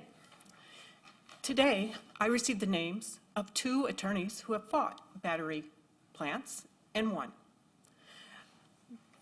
As a community, we can work together to hire these attorneys, and you will be hearing from them. I am astonished the difference between fighting to save Hayden Creek and this, and also the power line. There's a difference. The difference is when we were fighting against those, we knew what we were up against. The village of Mattawan told us why they wanted to dump sewage in our creek. Consumers Energy told us why they thought they needed to run those high voltage power lines to Lawrence. You are telling me you have rules and you can't discuss it with the group. That's not true. You can break those rules. I've been to community township meetings in Lawrence, Antwerp Township, Almena Township, the village of Mattawan. There's a back and forth conversation that can happen if you decide to allow it to. You can say, this is why we think this best battery plant is in the best interest of our community. This is why we as a group want this. But you sit there silent. What are these people supposed to do? Their homes are on the line. You don't know what that feels like. It's terrifying. I don't want to have to go through this again. But I'm not going to let these people go through this without help. So, because you caught Dr. Woodhams off, I want to read her last paragraph aloud. This township, that's you, assumes the primary legal liability. And I know the lawyers' names. Forcing our community's children to inherit an unsewered chemical hazard is an environmental injustice. Don't be the next Flint. And you're thinking, I'm not. Are you sure? You better make sure. And also, for the lady who talked about the trees, I am furious that I drove here and drove by all those trees. So you better just think about what you're doing, because you don't want me here. I'm telling you that.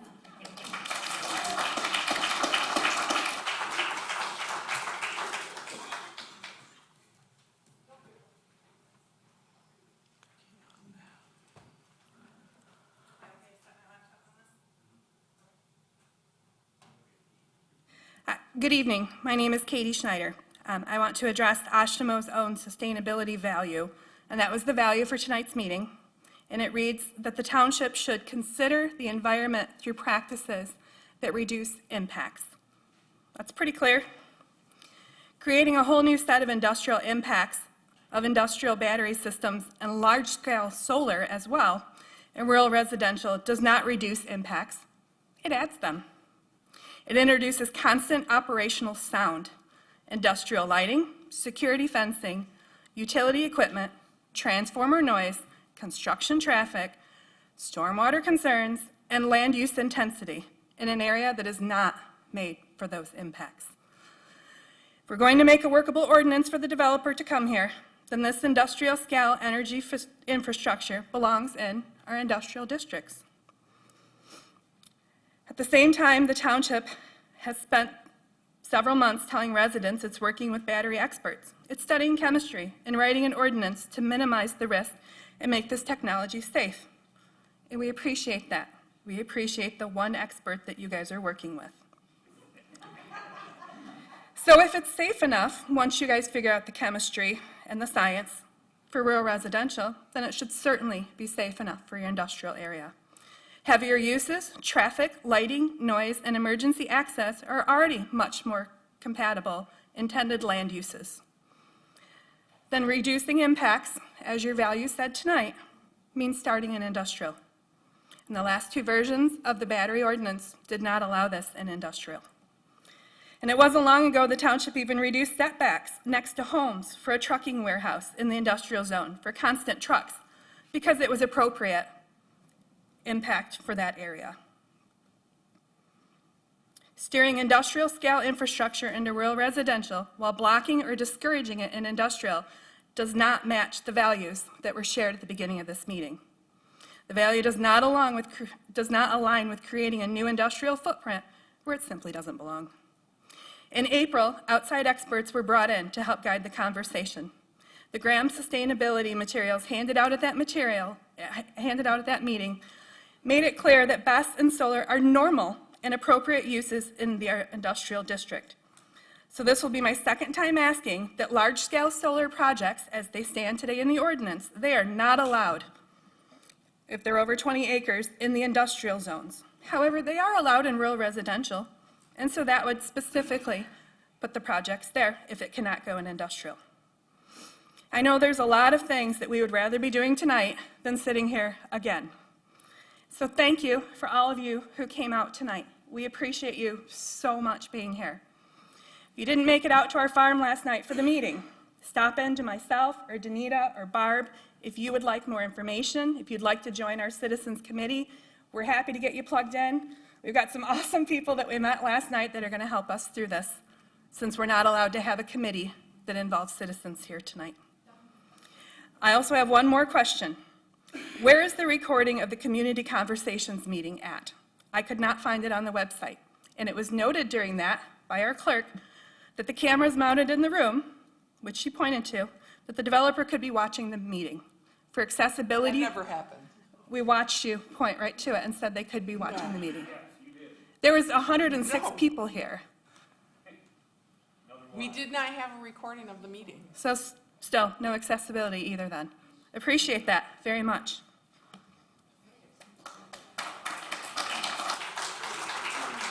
Sorry. That's okay. I know the procedure. My name's Al Garrity. I guess supervisor, I was just wondering, we talked about you talking to other supervisors. I wonder how many supervisors you talked to? Don't, oh, you can't answer me. Don't, oh geez, the wire's here. Okay, you all look like you're deer in the headlights up there. I mean, everybody here has told you, we do not want this. This moratorium and all this crap is, just say no. You know, it's just unreal, and it's sad that this place isn't packed. I mean, it's sad. And then it's sad that these people had to spend their own money to send these postcards out. And it should have been township money that sent them out. No, oh, sit there like this. That's good. Okay, that's about all I got. Thank you.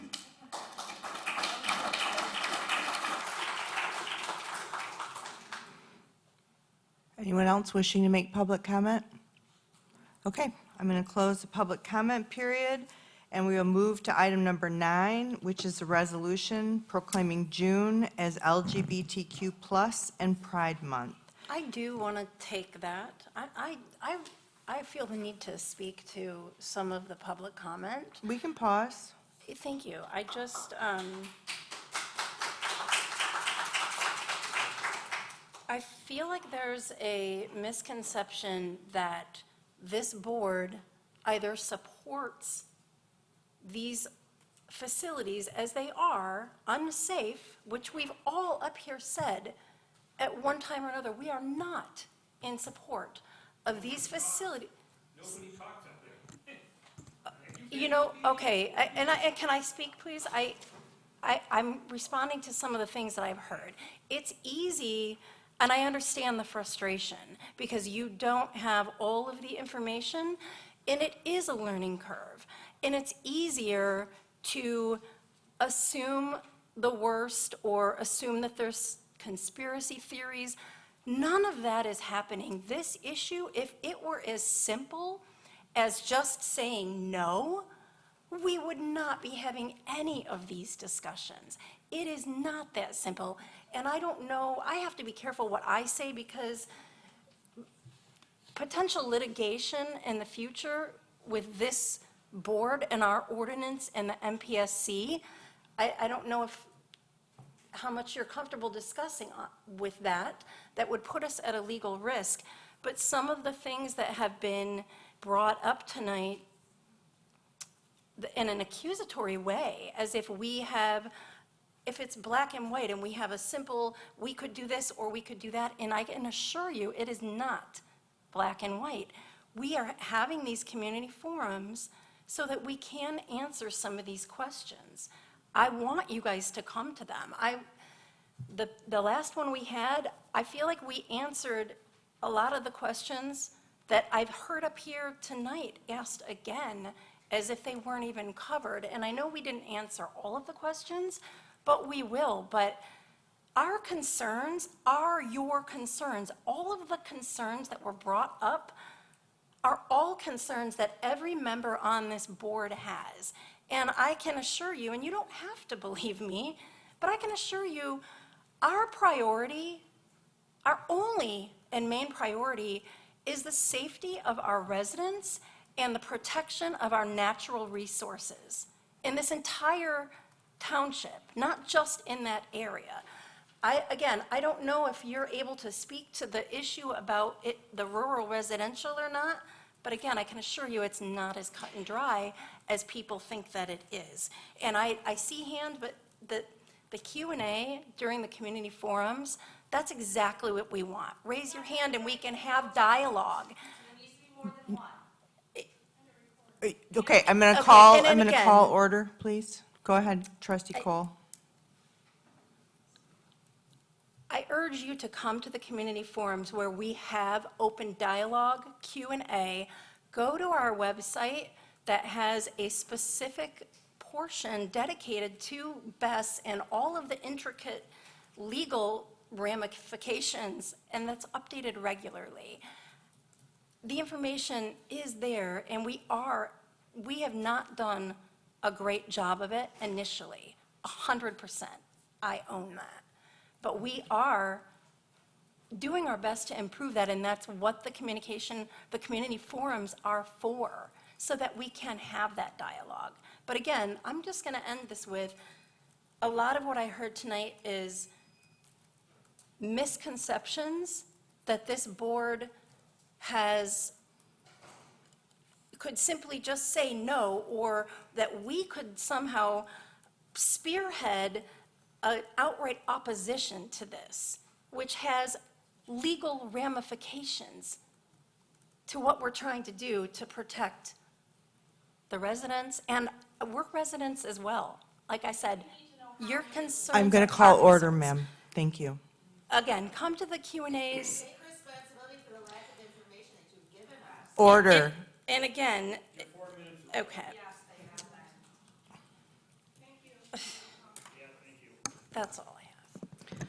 Thank you, Trustee Cole. Thanks for taking the pause. I think that there's another thing that should be, tonight, the issue came up about money in the township, or even we were being accused of people up here receiving money for the best, and I guess I'd like to better understand what that is in reference to. Well, there are provisions within the state statute, but I've never heard anybody on this board indicate that they're interested in a single dollar from a battery energy And we're storage system, not a and you're single board not. member. I think the frustration that this board feels is the position that the state of Michigan has put us in and put all of you in.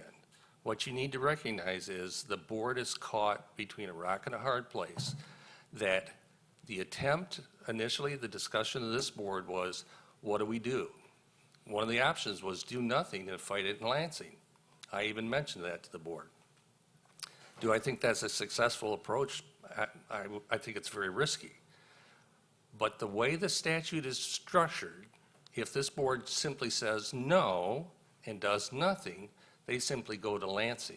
Yeah, Lansing has developed a fairly extensive review of the process, but frankly, we've looked at it, and we think our ordinance will be more extensive than even what the MPSC has for purposes of review. Does that guarantee that they won't move forward? I can't say. Do the initial drafts where this may or may not be, is that determinative at this point? I would say no. That's up to the Planning Commission to make a final decision on that. But what the board has decided is, let's try to come up with a workable ordinance. And when we say workable, we mean one that will, in our opinion, do what we can to protect this community the best it can, with the understanding that the minute the developer says it's not workable, they go to Lansing. So that's the dilemma that your board is faced with. And I hope people understand that when they accuse this board of doing certain things, that all we're trying to do is find a position that would protect the community, but not necessarily directly move the developer straight to Lansing. And protect us from future litigation. And protect us from litigation. And by the way, I think it needs to be told, this board has nothing to do with the trees on the road. Oh, that was the other thing I was The going road to say. I was commission gonna is bring- taking the trees down, Well, folks. and, right. So the tree clearing is a Kalamazoo County Road Commission project. And so I encourage you to contact Commissioner DeLue. The Road Commission is not directed by the county board. However, the county board has been made aware of the tree clearing project, and I know that they are taking a close look at it. But the tree clearing is not led by us, run by us. We didn't decide what trees. That was all through the Kalamazoo County Road Commission. Madam Supervisor, can I say one more thing? Sure. I've said this from the time that I initially met with a group of citizens. Many of them are sitting out there right now. That in my opinion, our real fight is in Lansing. I haven't heard of anybody making any efforts to deal with this issue. There are two bills currently in the House that are going nowhere that would repeal Public Act 233. But to the last seminar that I was at, I was told because of the way the state Senate is controlled, they will never move those to the state Senate. to try to repeal 233. And 233 is what stuck us, meaning the township, in the position that is in now. So before you yell at one more township representative, could you please call and yell at your local representative too, and your local senator, please? Yeah. Can I weigh in? Yeah, go ahead, Trustee Sikora. I wanted to thank Trustee Cole for her comments. You know, someone asked, you know, you're sitting there, you know, we see all your eyes and everything else, and you're, you know, we're wondering what you're doing. And truthfully, I've sat here before in one of these meetings and flat out said, none of us want this here. And yet, people come in week after week and berate us because they don't know how we stand on this issue. How would you like it if that happened to you? Now, I'm here for a reason. I'm trying to do the best I can, but so many people come in who don't have the information, don't know what's going on, perhaps walk in at the last minute or whatever, and say, well, you know, you guys got to do something. You're doing nothing. We're doing lots. We're doing tons of stuff. We can't do related to keeping this out. We're doing everything we can legally. Everybody up here, your elected officials have publicly said they personally are against it. As an elected official, we're trying to do everything we can to keep these out of here. We're going through this. We're trying to do it, but you know, and I appreciate you coming out, but, you know, yelling out stuff like your 4 minutes are up to Trustee Cole is not helpful. I mean, that's just, you know, insulting. You know, we have certain, you know, things that we have to do. We have to follow certain rules. And, you know, I appreciate you coming out. Keep coming out and expressing your support. But berating a bunch of people who are on your side isn't going to help your cause at all, and it's not going to help our cause, and it's not going to provide the support that we need to push this forward. I've contacted my state rep. He's on our side. I've contacted my state senator. He's on our side. He understands what's going on. You know, you should be doing that too, calling them up, getting them on the record to try and find a way to push that through. So please do it and keep doing it. This is an election year for state officials.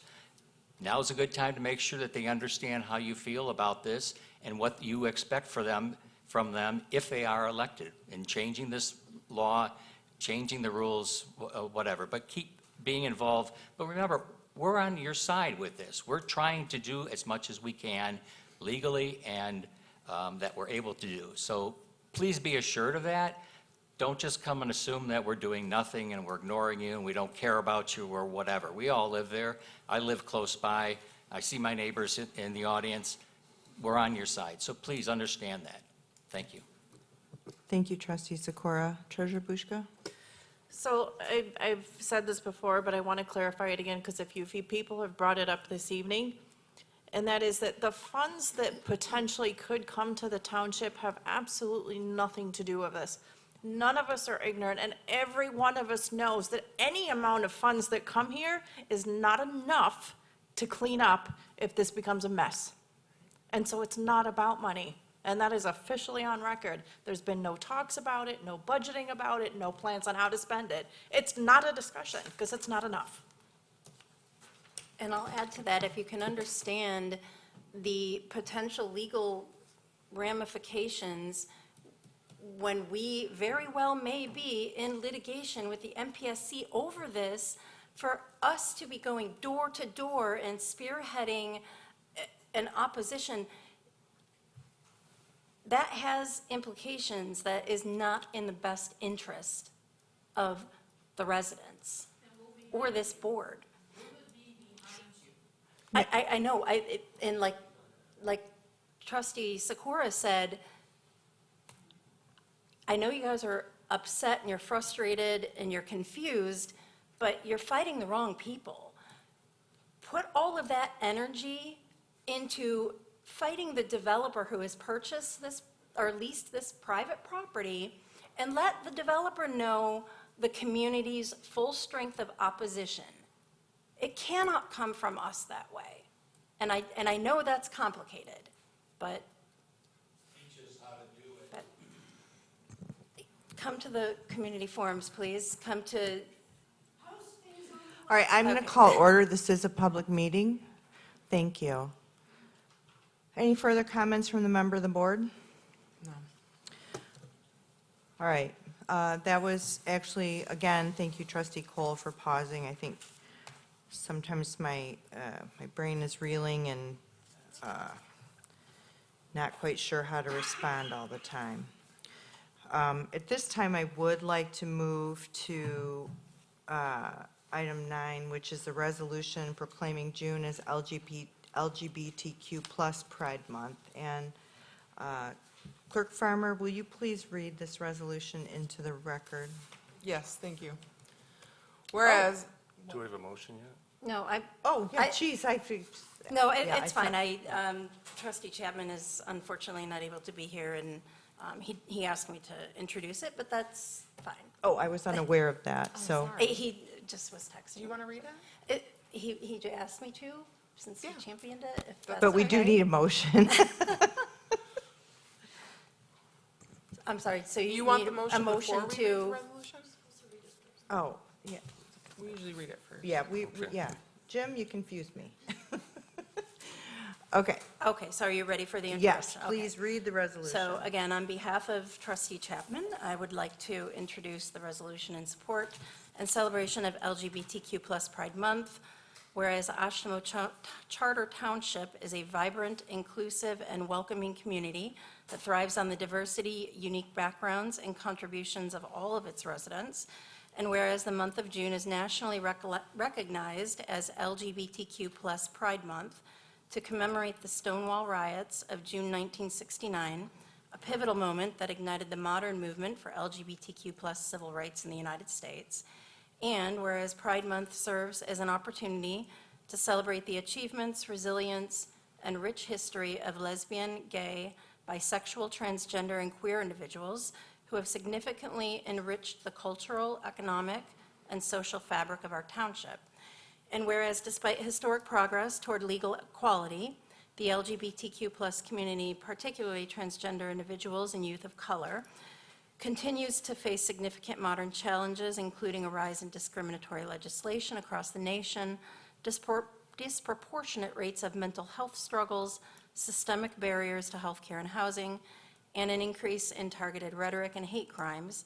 And whereas Oshtemo Charter Township firmly believes that public safety, equity, and a sense of belonging are fundamental rights for every individual, regardless of sexual orientation, gender identity, or expression, and whereas fostering an environment of inclusivity requires continuous advocacy, active allyship, and a commitment to dismantling prejudice wherever it exists.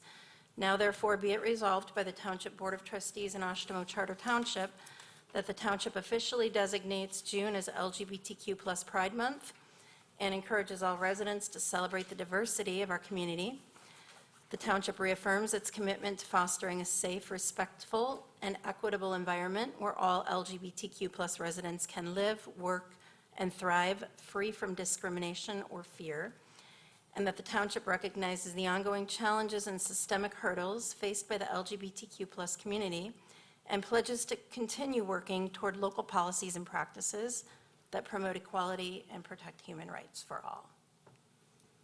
Would you like to make that motion, trustee Cole? And I would like to make the motion that we adopt this I'll second. resolution. Clerk, will you read the roll? This is a resolution.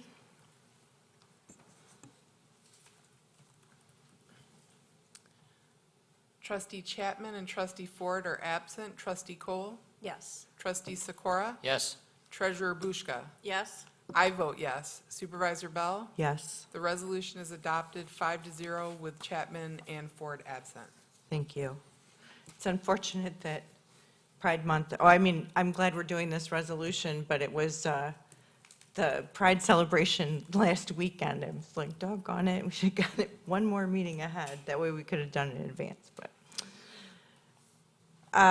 Next before you is item 10, and we have a resolution celebrating the 250th anniversary of the Declaration of Independence and honoring America's enduring legacy.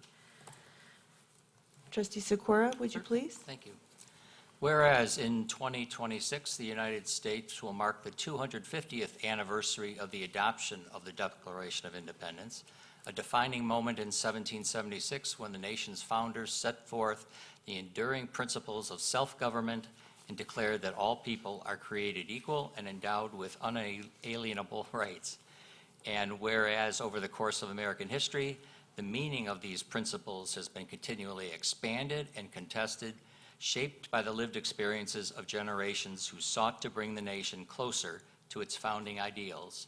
And whereas in the 19th century, abolitionists powerfully reinterpreted the Declaration of Independence, transforming it from a historical statement of separation into a moral and political demand for universal freedom, thereby advancing the national conscience and laying intellectual groundwork for the abolition of slavery. And whereas the American story is also a story of extraordinary innovation, from early industrial advancements of the 19th century through the technological revolutions of the 20th and 21st centuries, including breakthroughs in manufacturing, transportation, medicine, communications, computing, and space exploration, all of which have reshaped the modern world. And whereas the United States has been shaped and strengthened by the contributions of veterans, workers, farmers, entrepreneurs, inventors, educators, immigrants, civil rights leaders, public servants, tribal nations, and citizens of every background who have advanced the nation's democratic ideals and economic prosperity. And whereas these I knew I'd trip on that. Whereas the semi-quincentennial provides an opportunity to reflect honestly upon both the triumphs and hardships of the American experience, to honor those who fought to expand liberty and justice, and to renew a shared commitment to civic responsibility, constitutional government, and national unity. And now, therefore, be it resolved that Oshtemo Charter Township, in celebrating its 250th anniversary, honors the founder's vision while recognizing the profound contributions of abolitionists who redefined the Declaration as a universal call for justice and equality. And be it further resolved that Oshtemo Charter Township expresses deep gratitude to veterans of all eras, honoring their service and reaffirming support for their continued well-being, education, and integration into civic and economic life. And be it finally resolved that the semi-quincentennial serve as a moment of national reflection and renewal, inspiring all Americans to preserve liberty, advance knowledge, foster innovation, and strengthen the bonds of unity for the next 250 years of the United States of America. And I'd like to make that motion. Thank you, Trustee Sikora. I'll second. Thank you, Trustee Cole. Clerk Farmer, this is a resolution. Will you read the roll, please? Trustees Chapman and Ford are absent. Trustee Sikora? Yes. Trustee Cole? Yes. I vote yes. Treasurer Bushka? Yes. And Supervisor Bell? Yes. The resolution is adopted 5-0 with Chapman and Ford absent. Thank you. And I just wanted to share with the board and the community that Oshtemo will be celebrating the 250th anniversary by organizing a food drive to collect 250 pounds of food to donate to a local food pantry. And I'm hopeful that at our July 2nd, this is community conversation, that we will do a short presentation acknowledgement of the 250th anniversary. So the reason why we do this now is so that we could get the information out, and then we'll bring more formal information forward. So we're going to be not collecting that food in the month of June. We're actually going to begin and collect it through the month of July to celebrate the anniversary through the month of July. So I hope you'll consider participating in that effort. Next, we'll move to item 11, which is our consent agenda. Our consent agenda this evening is the meeting minutes of the regular meeting from May 27th and our receipts and disbursements report. Do I have anyone wishing to pull anything off the consent agenda this evening? If not, I would entertain a motion. I move to approve the consent agenda. Support. Motion by Clerk Farmer and support by Trustee Sikora. All in favor say aye. Aye. Motion passes 5 with 2 absent. Next, we hearken back, item 12, we're going to hearken back to our work session where the 2025 audit was presented to the board. You had an opportunity to answer questions, or ask questions, rather. But I did want to, Ben is still here, right? Ben is, no, Ben Walker is gone. He left right after the presentation. Oh, okay. Ben Wakely is here. Ben Wakely is here, our accountant, our new accountant is here. So I guess I'll open this up for any board discussion or any further consideration. If there are other questions that you have about the audit that need to be answered before we just decide to accept the report. Any board members have any questions? Okay. I'll make a motion to. I'm going to open, since I it's a forgot public consideration, comment. that's okay. Since this is an item of consideration, in other words, we may make a motion and may vote to, or may take a vote on it. I open items up for public comment that are going to be coming to a vote of the board. So if you wish to make public comment specifically regarding item number 12, the presentation of the 2025 Oshtemo Township financial statements, now would be your opportunity to do that. Seeing none, I will close. Oh, go ahead. I'm not a numbers person, so I had to talk this over with a couple people to understand it and make sure I wasn't missing anything. After reviewing it, I have a question in regards to recently we had lifted the amount that it would be for somebody to have a special use review. It was moved to an uncapped or open-ended cost recovery structure. I had hoped that I could see more in this budget. When I previously raised the concerns about this, the explanation I received was that some resident-initiated special use or site plans were loss leaders for the township. If that basis for changing the fee structure, I'd like to see the actual cost analysis behind that. I didn't see anything about that in this review. How much did the township lose on site plan reviews, special use permits, and related planning reviews in 2025?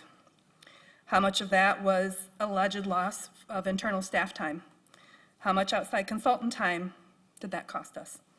How many applications or applicants created that loss to cause this issue? Again, I could not find it in this report.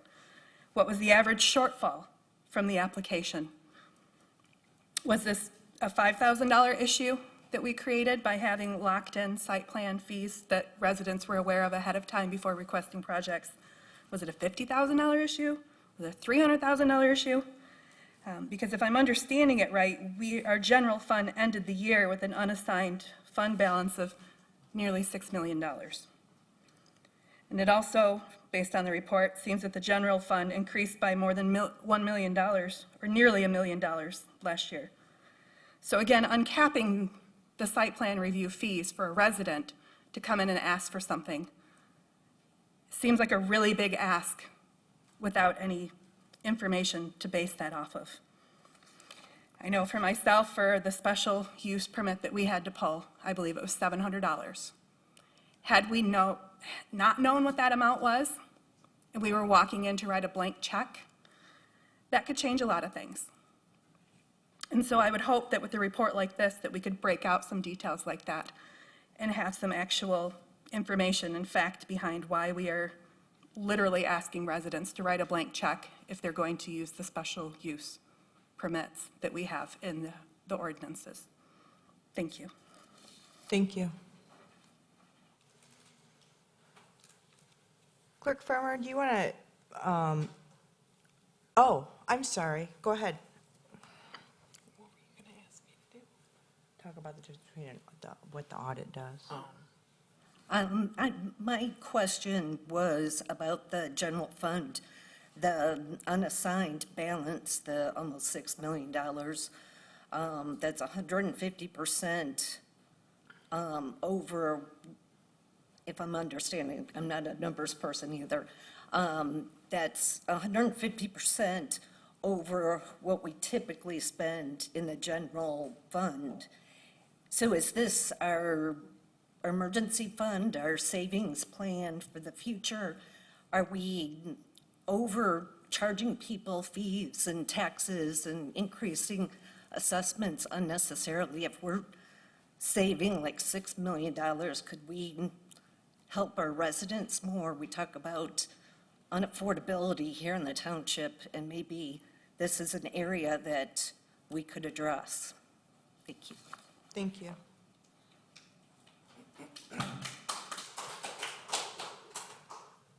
Okay, I'm going to close public comment this time. I was hoping, Clerk Farmer, you might speak to the difference between the audit statement that's we're talking tonight and the level of detail that's in here, particularly around the fee structure, how that might be presented. I mean, I know I have an answer, but. Well, so the audit, the purpose of the audit, and I'm going to read right from Ben Walker. The purpose of the audit is to verify that an organization's financial statements are accurate, complete, and free from material misstatements. It is not an evaluation of how money was spent. That is subjective, of course. And the board does that through public comment and budgeting. That's how those decisions are made. But that wouldn't be part of the audit. Did you want to add to that? Yeah, so I think if I was hearing right, there definitely have been conversations about evaluating the fee structures in our planning department, but also our ordinance enforcement and other places where we're charging fees and making sure that the fees that are being charged make sense. It's been a long time since those have been evaluated, and making those fair absolutely is something that's on my radar. And so I will look for, that work will come more in the budgeting time, where we do some projected estimations based off of past years. And so that's where that work would, that kind of detail around the fees, about the amount of revenue that is coming in from things like site plan review would be shared. Okay, I think, is there any other board discussion? No, but first of all, do we need a motion on this? And second of all, should it state acceptance of 2025 Oshtemo Township financial audit versus statements, to kind of clarify that? You could use either one. In the minutes, I wrote audit. Do we need a motion on it? Yes, Yeah, to accept it. Oh, okay, I'll make a motion to accept the 2025 Oshtemo Township financial audit / statements. Support. A motion by trustee Cole, support by trustee Sikora. Any discussion on the motion? All in favor say aye. Aye. Opposed? Motion carries 5 with 2 absent. Next, we move on to item number 13, which is the budget amendment. And, oh, my computer went to sleep. Is Chief still on the line? Okay. So we have Deputy Chief here to present the budget amendments before you this evening. Our fire chief is home recovering from some medical matters, and his voice is not in good shape. So Deputy Chief was kind enough to come and talk about these budget amendments and lend his voice. So I know you're sick too.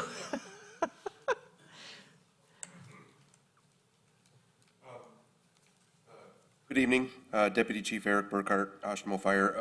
I have 2 budget amendments on the agenda. The first one is for a replacement for the chief's vehicle. This is a budgeted item from our budget, so we're just asking to move $100,000 over from carryover to our vehicle fund. So that's close. This actually, during the 2025 budget, we discussed the chief needing a new vehicle, and then we also discussed wanting to evaluate options. And so he's done that, and so this would actually be a budget amendment from carryover. It wasn't technically in the '26 budget, sorry. That's what I'm trying to get at. And in the memo, it describes that he has selected an electric truck, and we're working out the details with regard to making sure he has an appropriate place to charge it. And so I think this is step one in making some conversions. So, are there any questions for the deputy chief about this budget amendment? What is the plan to have him charge it? I thought we talked about the infrastructure needing to be put in for these electric vehicles first. So what is, maybe the question's for you, what is the plan? The plan is so that he can plug in at home. He only needs one. So the installation would be for him to plug in at his home to charge overnight, and then it should be good to go the rest of the day. Okay. This came up at Cemetery Buildings and Grounds meeting last time, and we support him obtaining this. He was very gung-ho on doing it. I'm glad he's going to jump in and do that. I do have two questions, though. When we install something like a charging system at someone's home, does that remain the property of the township? I really wish we'd talked about this Sorry. before we were in a public meeting. Oh, sorry, okay.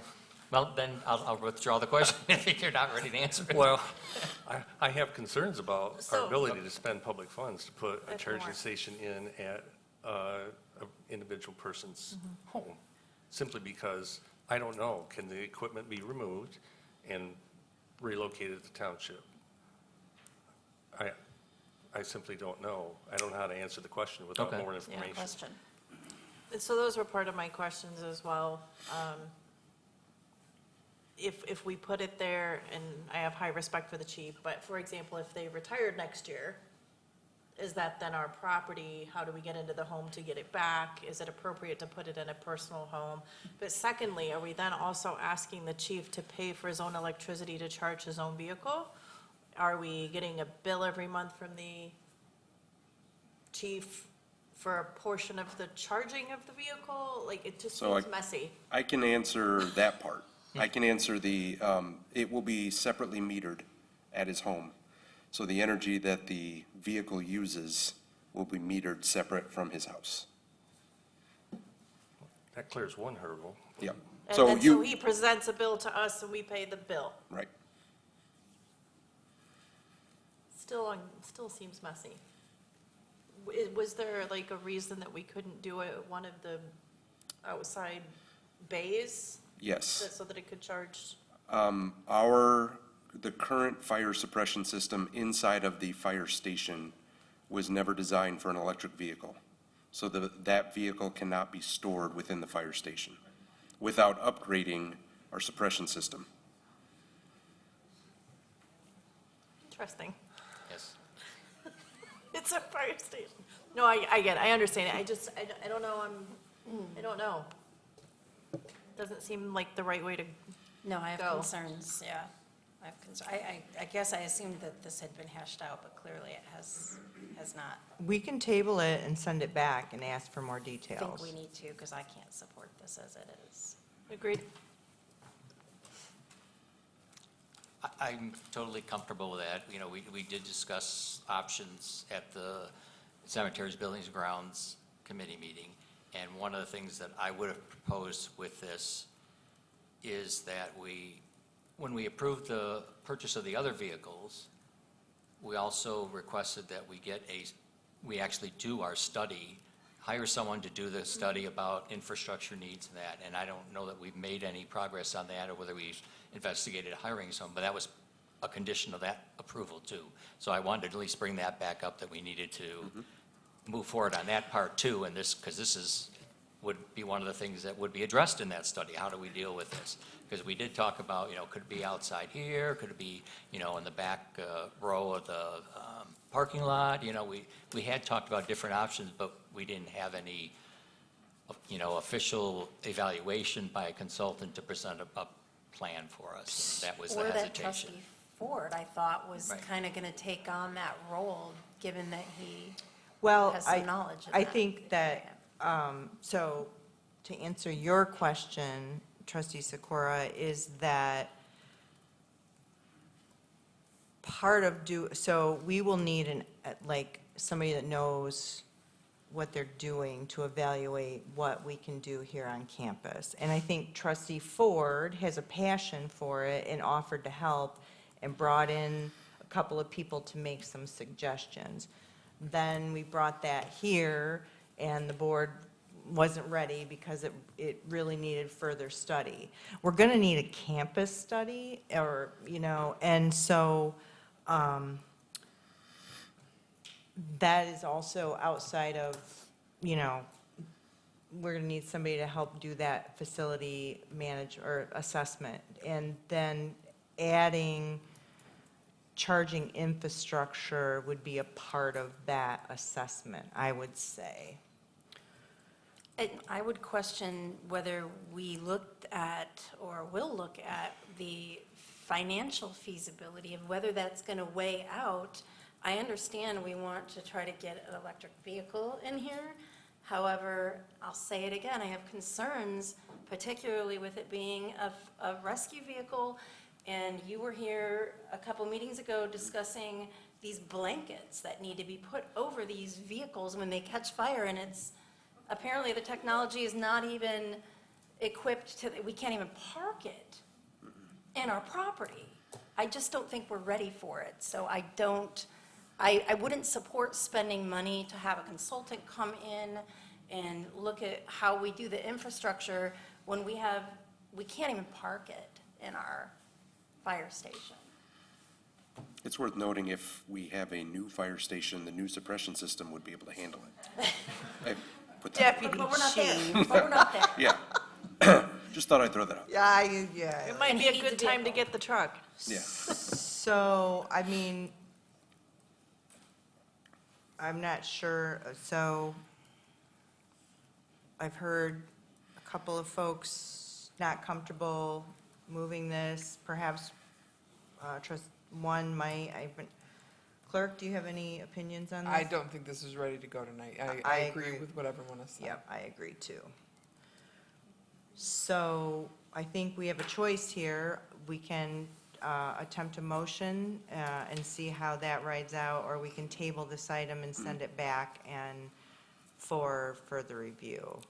It's also worth noting, his vehicle does need to be replaced.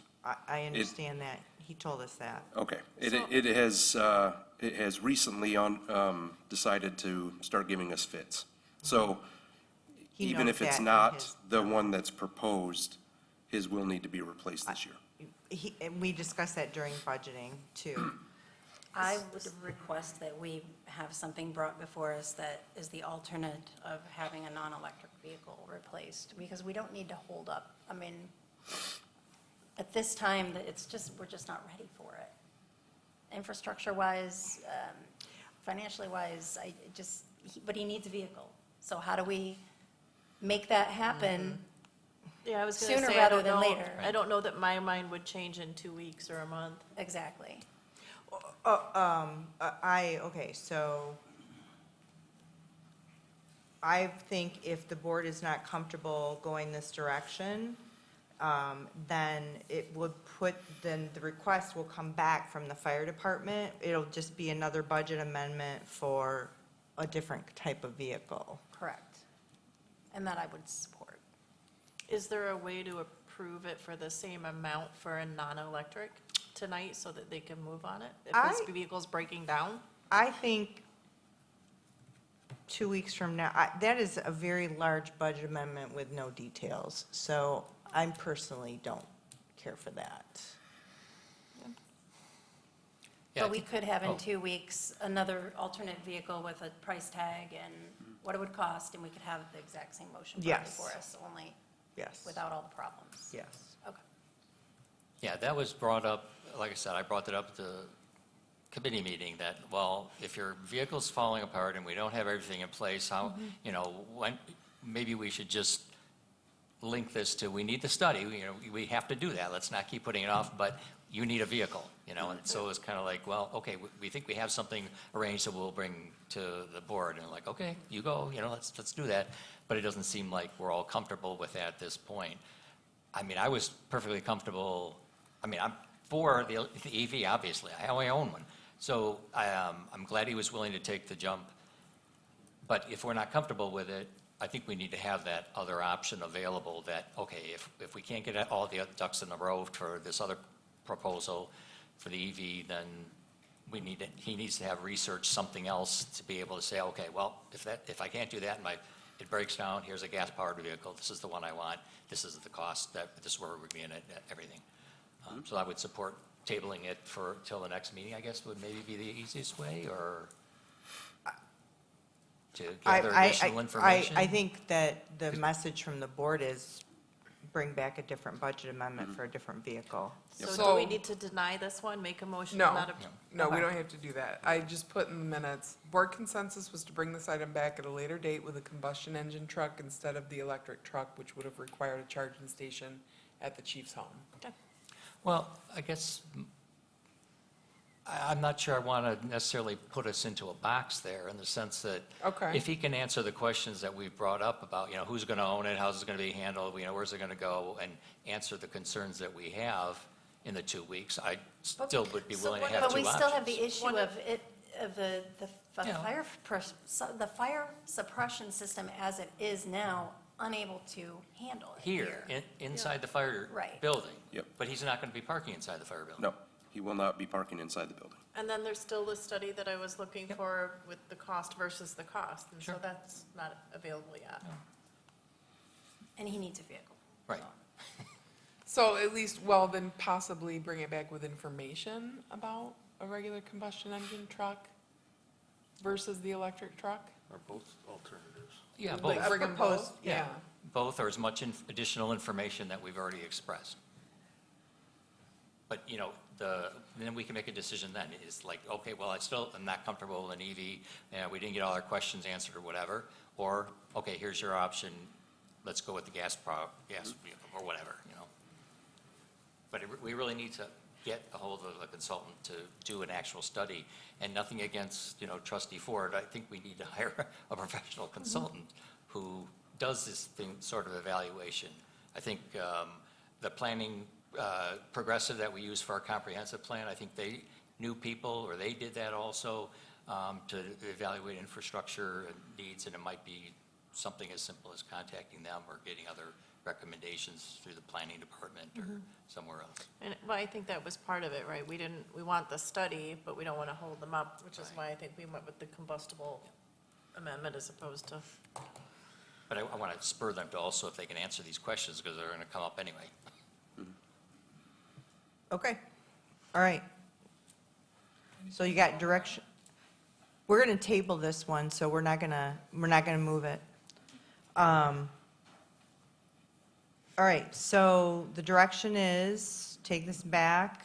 You've heard the questions from the board, and then I think, you know, either present an alternative to this budget amendment or why this truck is the right one. So if you'll bring that back, and he can drive the Jeep if his truck goes down. I love that idea. We have a grass-fired Jeep that's really little. Or you can take the deputy chief's car. Yeah. or whatever. Yeah, that's don't right, like and that. you can drive the grass car vehicle. All right, next, we have a second budget amendment, and I was pleased to see this come through. So do you want to talk us through this one, Deputy Chief, item 14? Yes, we're looking to move some money, $50,000 from our carryover to equipment. This would be a 10% match for an AFG, Assistance to Firefighter grant for $500,000 to replace our SCBA, or the packs we wear on our back that have air. It's worth noting, we do not have the grant yet. We are working with, this is going to be a regional grant, so we're working with our mutual aid partners, gathering information, completing the application. Because of the federal government shutdown, the AFG grant got held up. So they released the AFG grant, but they didn't extend the deadline. So because of that, we're asking for the $50,000 to be moved from carryover to equipment. In the event we can get the grant application complete in time, everybody's scrambling to get the grants submitted. Then we'll have the 10% match when it's awarded, and we can begin the purchase of our air packs. Real quick context on that. The air packs themselves never technically expire, but NFPA says the bottles that we have after 15 years, they all have to be replaced. They can't be tested and certified again. We purchased these back in 2014, so we're not quite to the end of life yet, but we're trying to be proactive so that we don't come up to the deadline. If we do not get awarded the grant this year, it's our intent to go for it again next year for the same amount of packs. As far as how much money it would be, it depends on what the value of the packs are next year, but. Thanks. This is a tremendous opportunity if it becomes successful. Any questions for the Deputy Chief concerning? Yeah, I have one. I agree. This is, absolutely support this. My question is, if we get approved for the grant, do we have to order the SCBA equipment that year? No. Or can we wait until ours expire? Yeah, every AFG grant's a little different. We have 2 years to spend the money, to acquire the packs, I should say, not spend the money, to acquire the packs. So upon, even after they award it, they set a date in the future. So it's not even 2 years from the day you get awarded. But the federal government will put a date and say, in the next 2 years, you got to buy the packs. Okay, because I mean, that gives us a little more time Yes. to Yep. use the ones that are not expired. The only thing they didn't extend was the actual application deadline. So they released it last week, they want it next week kind of thing. It's not really that short, but it's pretty much just the month of June. So my understanding with this is the money technically doesn't need to be moved right now, but the state is looking for something that says, yes, this is assigned money, this is for this purpose, and that's why it needs to go through the way it's going Yep. through. Part of the grant application is, do you have the money for the 10% upfront? That's all. So we can show them in our budget, there's the 10% match. It's been allocated. Yep. And our mutual aid partners that we're going in this grant with, they're doing the same thing. Is this I probably know the answer to this, but I assume this is a reimbursement situation? This particular AFG grant, you know what, I don't want to give you bad information. I'm Yeah, not sure. it's okay. I mean, we can make it fly either way. I just was curious. I do not believe this is a reimbursement. I think this is just a 10%, but don't hold me to that. I'm not Okay. 100% sure. That's fine. Any other questions? All right. So, thank you, Deputy Chief. At this time, since this is going to be an item that, for action of the board, I would welcome public comment regarding item number 14. Budget amendment for grant matching funds for the fire department to obtain self-contained breathing apparatus, SCBA matching funds. I will close public comment. Either I'll entertain a motion, or unless there's other board deliberation. I will, this is a no-brainer to me, $500,000 worth of fire equipment for $50,000. Hope we get it. I'll make a motion to approve a budget amendment in the amount of $50,000, transferring funds from GL 211 000 $40,000 capital overlay carryover to GL 211 344 98 000 capital outlay equipment to establish the township's required local matching funds for the fire department's assistance to firefighters grant application for replacement SCBA and associated equipment. Support. Motion by trustee Cole, support by treasurer Bushka. Any discussion on the motion? All in favor say aye. Aye. Opposed? Motion carries with 5 with 2 absent. Next, we have item 15, a first reading, ordinance number 692, Parkview Avenue rezoning request. Welcome our zoning administrator, Mr. Colton Hudson. Thank you, Clerk Farmer, to the podium. It's been a while since you've been in front of the board, or this board at least. Yes. Thank you, Supervisor Bell. Give me one moment while I pull out the PowerPoint.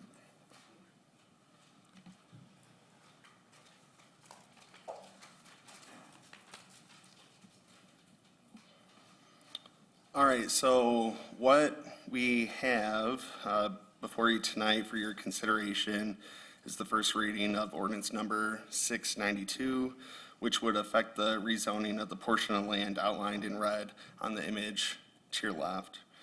This is located in the 6,000 block of Parkview Avenue on the south side of the road between Atlantic and South 11th Street.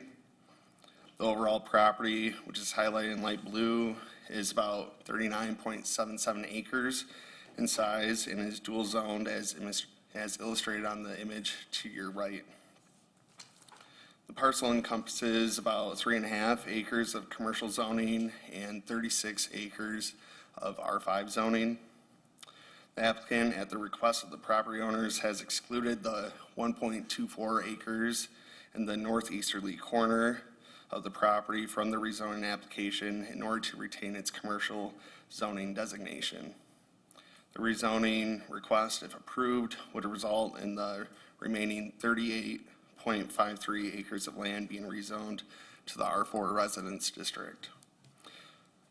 Back on May 28th, the Planning Commission held a public hearing on the rezoning request at their regular meeting and unanimously found that the 6 criteria that we consider for a rezoning request were indeed satisfied, and therefore the Planning Commission recommend that the 38.53 acres of land be rezoned from commercial and R5 Residence District to the R4 Residence District. Thank you. I'd be happy to answer any questions, and would also like to note that the applicant is present tonight to help answer any questions as well. Thank you, Colton. Any questions from the board? So I have a lack of knowledge question just for me, and maybe some out there. We have ordinances that have to be followed by residents. But when we change something by rezoning, we call it an ordinance. Why? Attorney Porter. Because your zoning ordinance actually incorporates all of the actual zoning for the township across the board. So in other words, every single parcel over time has been, in essence, part of the zoning ordinance. We used to track that by individual parcel numbers. We now track it by a map, but it's part of the amendment to the overall zoning ordinance, zoned all of the land in the township and continues to do so. So it's kind of like a special section of an ordinance because we made a different determination? Yeah, well, you're following your master plan, which calls for changes in your zoning over time. And when one of those changes takes place, your ordinance says basically that you change your map to reflect the change in the actual underlying zoning. Again, we used to have 30 pages worth of parcel numbers and all their classifications of zoning, and we've taken that out and replaced it with a map. But your actual rezoning or actual zoning for every individual parcel in the township is part of your zoning ordinance. When you're thinking of the word ordinance, I'm just curious. Like rules. So, Like ordinance enforcement takes care of That's right, it's a policing ordinance, and this is a zoning ordinance. Correct. Well, yeah, no, I get that, but I just didn't understand why each change has its own ordinance number. Because again, it's an actual So, amendment to your zoning ordinance. And every ordinance, it's reciprocity. Every action that you take to approve a zoning ordinance, you have to take the same action to amend the zoning ordinance. And what you're doing here is amending the zoning ordinance to rezone this property. This parcel. So you follow the same format that you did when you originally enacted your zoning ordinance. Every time we amend the zoning ordinance, add a new section, take a section out, that requires a new ordinance. And that way you can track each and every change over historically. You can tell exactly when a parcel was changed, the time and the date, when it was effective. Sorry, I didn't mean to hold you up. No, you're fine. No, that's good information. Any other questions for Colton? Yes. Trustee Sikora? Sorry, you brought up an interesting question. So does everything get its own ordinance number? So like someone else comes forward, it'd be 693, someone at 694 or whatever? Correct. Okay, they weren't all under 692 somewhere, okay. No, every zoning, the zoning ordinance has its own number, but every amendment to the zoning ordinance has its number. And again, if you go back, and we can track every change to every section of the zoning ordinance, as far as I know, for at least the last 40, 50 years. Awesome. Out of curiosity, are we able to see on the map just where like the Atlantic Avenue extension that we're thinking about in our comprehensive plan would go in relation to this property? Between Stadium and, I don't know. Well, not on the maps that are in the packet. It's the parcel right above the word Ave for Atlantic Ave. Oh, yeah, okay. Yeah, that's all, I was just curious. Underneath the AD of Stadium. And I know this isn't, so we're building houses and we're talking about housing. There's a housing deficit. The idea here is they're going to build houses. Do we keep track just informational purposes like, okay, well, we're doing our share to increase housing in the community and this is going towards our minimum or our suggested number that we should be contributing as a township towards housing? Which I increased believe was housing? like 700, right? The recommendation was that we needed Was to 700? have Yeah. 700 additional housing units. I mean, maybe that's not, I just wondered whether it's. Yeah, I mean, Came up in conversation. I can ask the planning director to pull the number of, she's here. Is she prepared for that number? We have been tracking. Just if we have a conversation with a developer or a project's been approved, and really the only one approved and under construction is the development across the street, but we have West Main Villages, which will bring over 400 new housing units of different lifestyle choices. We have not added in what this project could be, because right now we're just at the rezoning stage, but we're at over 800 dwelling units that either they've had a conversation with us, with the planning commission, or have approval from this body or the planning commission. Thank you. Thank you, Colton. Do we have any other questions regarding this No, rezoning request? I watched the planning commission meeting where this was brought up and covered in detail, and a lot of good questions, and, nope. I'll make a motion if we're ready for one. Oh, well, before we go there, I was going to open this item up for public comment. So before the board goes into any actions, I would welcome any public comment regarding item 15, this rezoning request. Okay, I'll close public comment. Now, is there any further board deliberation? If not, then I will be ready for a motion. I will make the motion that we accept for first reading and set for second reading adoption of ordinance 692. Do we know the date for the second reading? June 22nd. June 22nd? Okay. I'll support that. Yeah, thank you. Motion by trustee Cole, support by trustee Sikora. Any discussion on the motion? All in favor, say aye. Aye. Opposed? Motion carries 5 with 2 absent. I think it might be, sorry. Are we sure it's the 22nd, not the 23rd? I'm looking right now. That is. June 23rd? Oh, sorry, you know what? Because this calendar starts on a Sunday. So I thought it was a Monday. Can we correct that? Or how do we Yeah. correct that? I'll just correct it in the minutes for June 23rd. Make sure it's not on a holiday week, otherwise it It's might not. be a day before.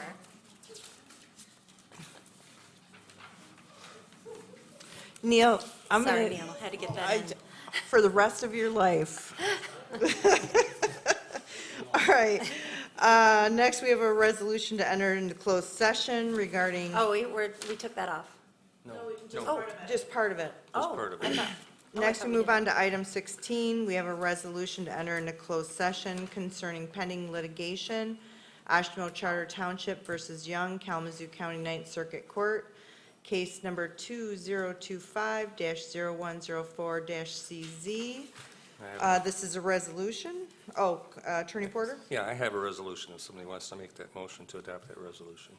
I'll make the motion to adopt a resolution to enter closed session at 8:32 PM. Support. A motion by Clerk Farmer, support by the Treasurer. Clerk, will you please call the roll? Yes. Trustees Chapman and Ford are absent. Trustee Sikora? Yes. Trustee Cole? Yes. I vote yes. Treasurer Bushka? Yes. Supervisor Bell? Yes. The resolution is adopted 5-0 with Chapman and Ford absent. We are in closed session. Thank you.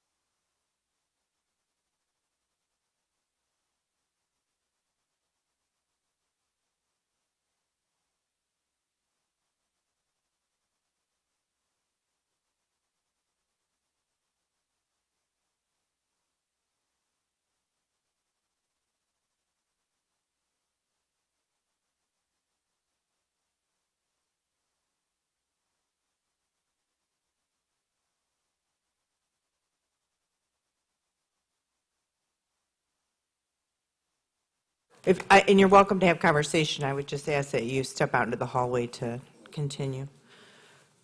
Is Kenji ready? All right, thank you. All right, I welcome back, and we're going to call this meeting back to order. And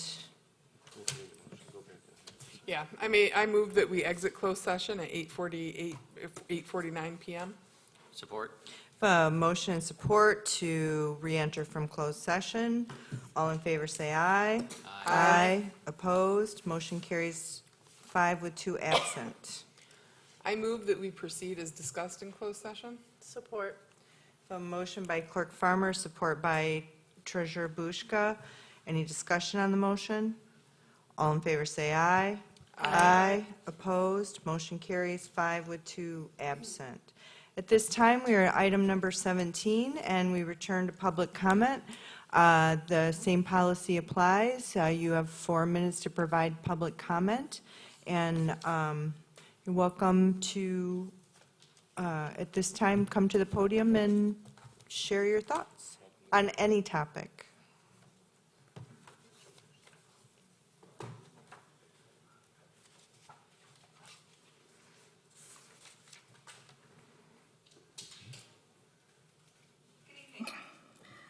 So a few meetings back, we were told to go talk to Lansing about the batteries. And I just wanted to follow up on that and share that we did. We talked to Lansing. And a little background, I know that Trustee Cole tonight brought up the status of the case of Almer Township versus MPSC, and that was the 70 townships that went up against the MPSC and some of the parts of PA 233. Another bill that was out there, too, to help overturn PA 233 is a bill called House Bill 4027 and 4028. And what that does is that's helping to get local control back. And it sounds good, and we certainly tried to help out with that. We had over 1,500 petitions for the locals here in Oshtemo. They all signed that, mainly in person. And what that said, that petition was asking to have House Bills 4027 and 4028 moved in the Senate out of committee and up to vote at the Senate. Those bills had passed in the House by majority vote, and then they moved to the Senate, and that got put into the, it was a Government Operations Committee, forgive me if I get the name of it wrong, but there was a committee there. Winnie Brinks is the head of that committee. And so they stalled there. So we took those 1,500 signatures, those printed petitions, and myself and the DeBryans went to Representative Long John's coffee hour, and we spoke with him. He was very concerned about all of this. He certainly was. He asked me to follow up with his office, and I certainly did. I had no response. I followed up again. I had no response. And then I had it pointed out to me that our representative, Matt Longjohn, had voted against House Bills 4027 and 4028. He voted against restoring local control. So, yes, we followed up with Lansing in that way. We also followed up with our Senator, Sean McCain. Again, no response. But we sent the paper copies of those 1,500 signatures to him, hoping he would say, wow, these are my constituents, and they're asking me to go get this bill moved up to vote in the Senate. And again, no response. I tried again. No response. Hundreds of other people wrote personal letters to our senator, and we wondered why. We're saying, we're hearing that Trustee Sikora talked to them, and they're very concerned, and they're in support of this. However, if you take a look at Sean McCain, he was a major champion to get PA 233 passed. So that would be why his constituents who reached out and said, hey, let's get local control back. We want you guys to be able to make the right choice up here and not feel like your hands are tied. So we went to Lansing. Please don't tell us to go to Lansing. We have been there. We've approached them. We took those signatures there. We've made the phone calls. We've had the meetings. Thank you. Thank you, Katie. Is there anyone else wishing to make public comment? Mr. Gotha? Yeah, I'm Avenue. I'm going to talk a little bit about the fire vehicle and not about Bess.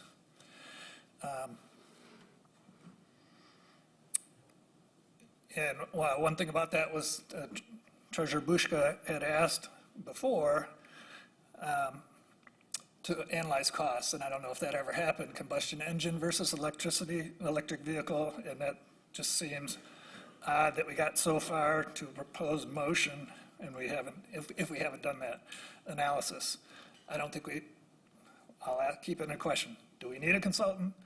If an electric vehicle comes in at 100,000, which you have, and a combustion vehicle is 80, would you need to hire a consultant to figure out what you want to do? Not to mention the red tape that you've already talked about on wiring the chief's house. I'm a little disappointed when you look at the core values of pride, responsibility, and respect. I don't feel proud that as I can walk in to Denoyer and I can get the same price that you guys can get. $61,000, that's when I go online. So is there no pride in being a negotiator and no responsibility to the taxpayers of Oshtemo to try to get a lower price?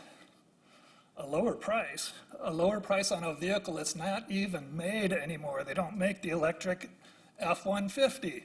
They stopped in 2025, so June of 26. Here it sits on the lot, brand new, because no one's going to buy it. But the chief gets the same price that I could get if I walked in. Total production of that vehicle, 100,000 vehicles over almost 4 years. Then they stopped, Ford stopped December of 25. A regular F-150, every single year, they sell more than 600,000. Last year, 800,000. Year before, 765. Year before, 750. So is it pride that says that, yeah, we got to have electric vehicles? We're Oshtemo. I just don't get that. I don't think it's respectful to spend our taxpayer money on that kind of thing right now. Someday, yeah. Thank you. Thank you.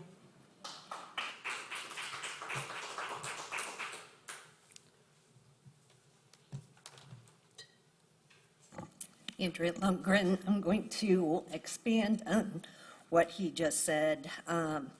We talked about having an expert come in. Is it good to have electric vehicle or gas combustion vehicles for our fleet here for the chief?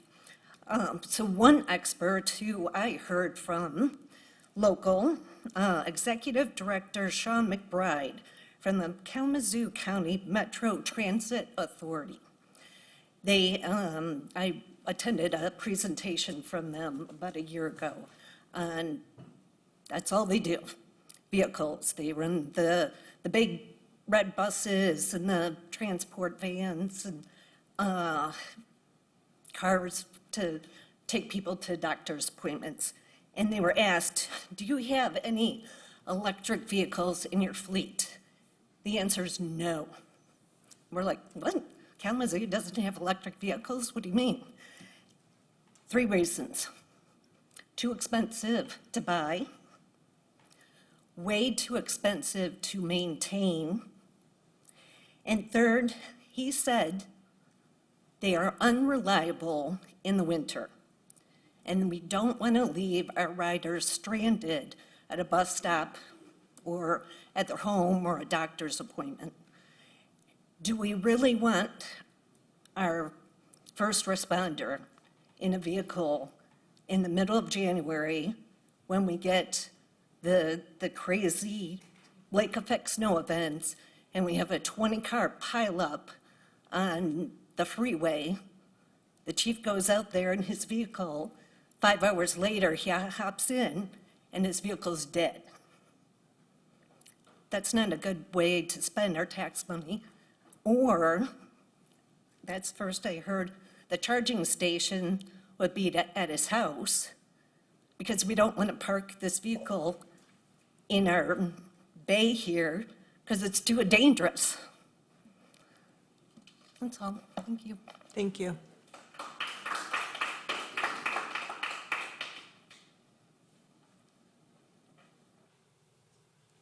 Priscilla Woodhams. Hi. Hi, and I'm from Alameda Township. And Thank you for listening to somebody from a different township. I really appreciate it. We have a fabulous township board in Alameda in that when we had a similar issue where we were residents, where literally the heart of our community was at risk. I know to you, Hayden Creek doesn't mean anything. You didn't even know that you were zoning over a watershed, but it was literally the heart of our community. They took their township money. We didn't even ask. They offered, and they hired an environmental lawyer to help us out. And the mood in our township is so lovely. Like, I wish you could have been there last week, because my sister and I know she was upset. She's been through a lot. But we went there because we wanted to make sure that in our master plan in the future that this creek is protected. Everybody was like, of course, of course, of course. It is. You have these fabulous citizens here. I mean, the advocacy that this group has done is commendable. And I feel so bad that they were being berated, because they did what you asked. They advocated to get this law changed with 1,500 signatures. So I guess what I would recommend is that, obviously, if you put this in a rural residential zoning, right, that you are putting unwelled potential garbage out there, that. If you put it in industrial, I hear you're concerned from your people out here that you're concerned about the number of people who live there.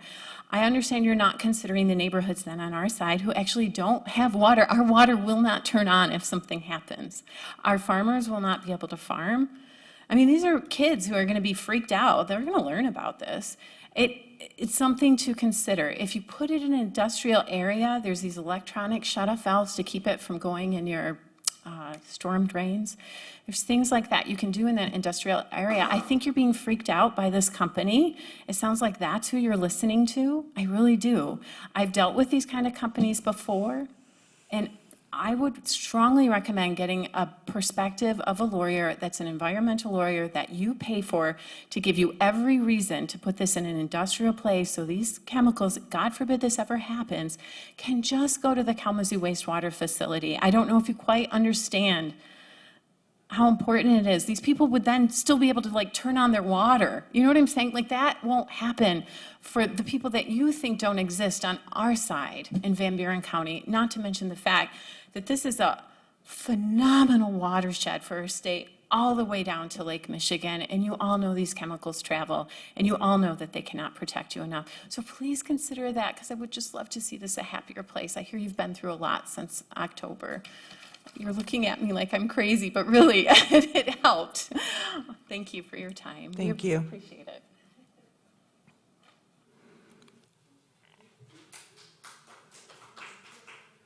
Last chance, public comment?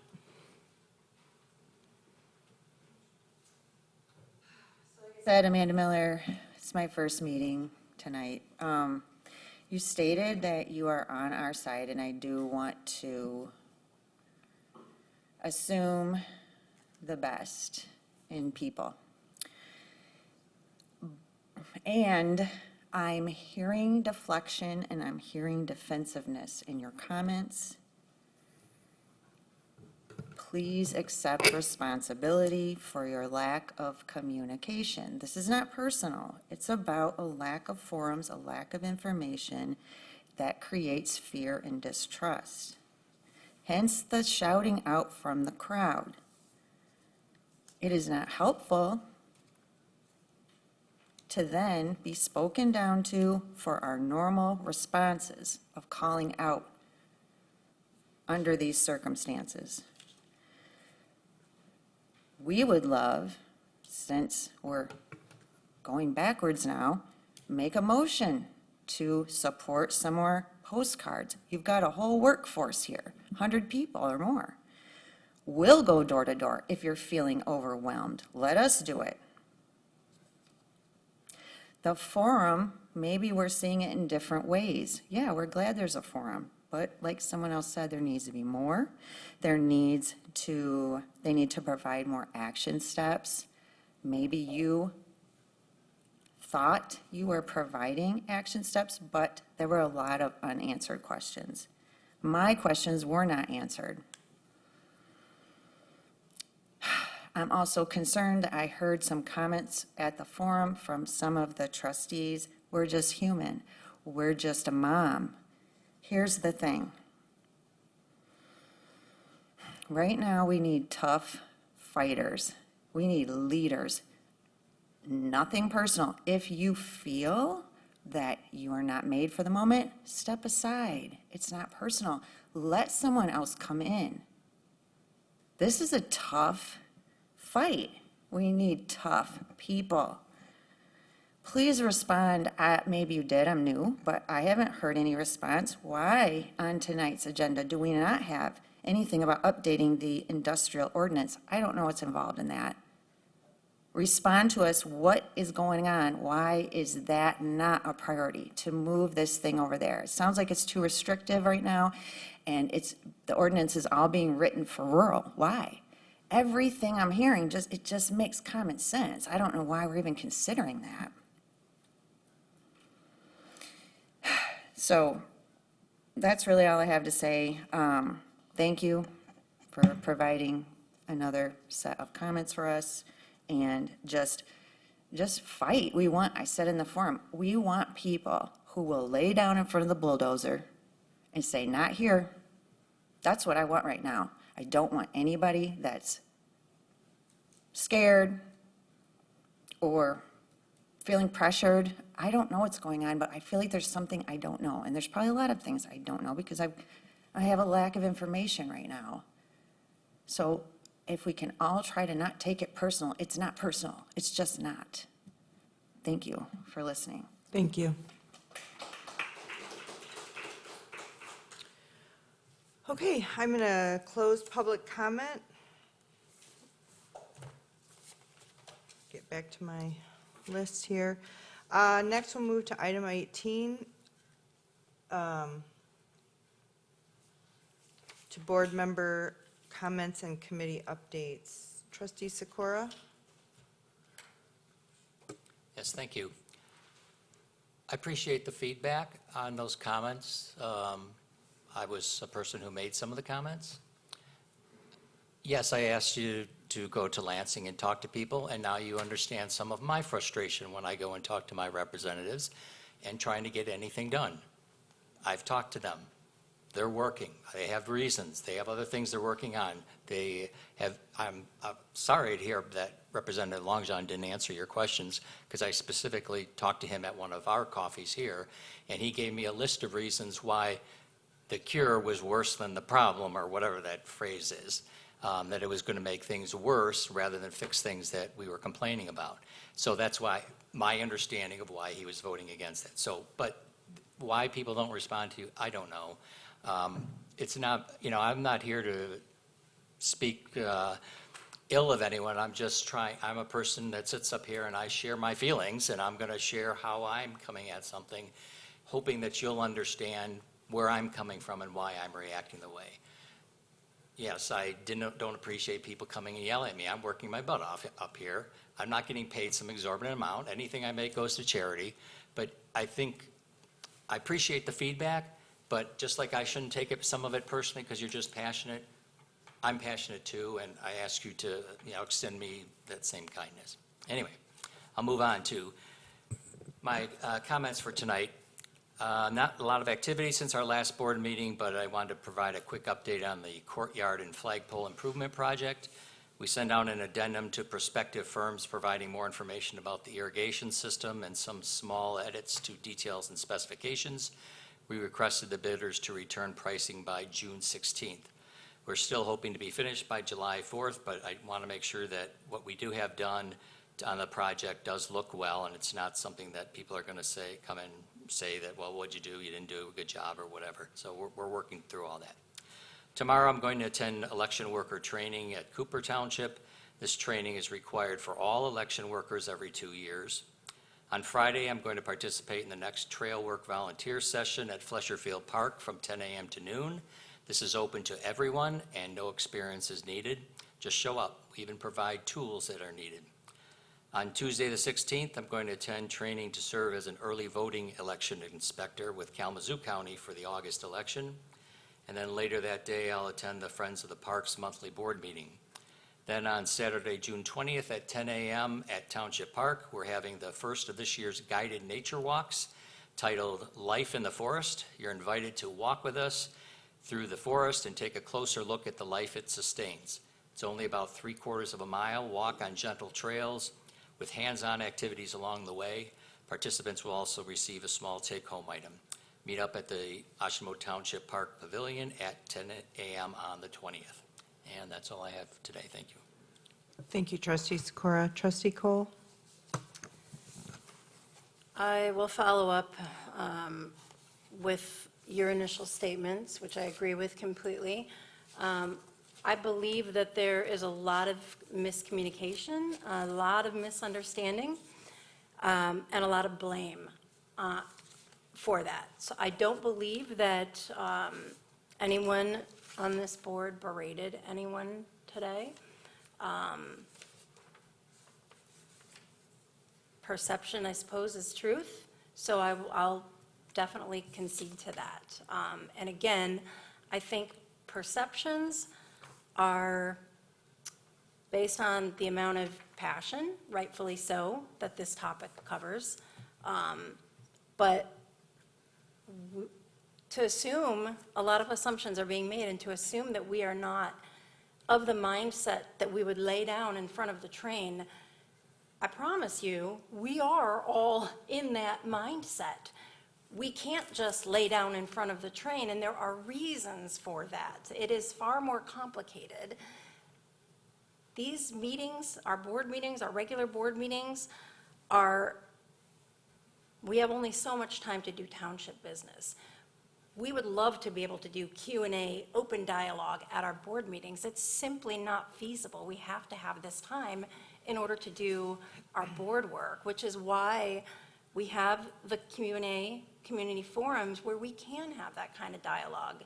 And I think that would help to go a long way to, what is in my perception, alleviate a lot of miscommunication and a lot of false assumptions. Again, that's my perception. I believe there's a lot of false assumptions. I'll reiterate, all of the concerns that are brought up tonight are all concerns that we have. Everything that was brought up tonight are all things that have been discussed and that the Planning Commission are taking into account. But I've said it before, it goes both ways as far as what I'll refer to as deep listening, to be able to listen to each other, to understand. We're doing a better job of getting the communication piece out there. So again, the community forums, we can have open dialogue. I'll follow that up with the steering, oh gosh, I know you Strategic stumbled over the planning. Strategic Planning Steering Committee meeting. We finally had our third one today. Thank God, because I think my eyes were glazing over trying to listen mainly to the two of you decide how to put dates on something 2 + 3 years out. But we did the work. And, Ouch. And you were, I think, very close to having a migraine yourself. So we did do the work. It took 3 sessions, but I feel good about where we have landed with it. So it'll be nice to present it to the rest of the board here very soon. And that's all I have. Thank you, Trustee Cole. Treasurer Bushka? So I've been sitting here debating whether I should just say I'll pass for the night or whatnot, but I am just the mom. But it was taken out of context. I'm not just a mom. I'm a mother, a grandmother, a wife, a survivor of what, if you want to ask me later in private, you absolutely can. But I'm a fighter. My point in that comment was, I'm a human being. And standing in front of 100 people that want to fling things, it's not a pleasant place to be, but we do it anyway. I was there by choice, and that was what that comment meant. Addition to that, working on taxes, we got the tax information.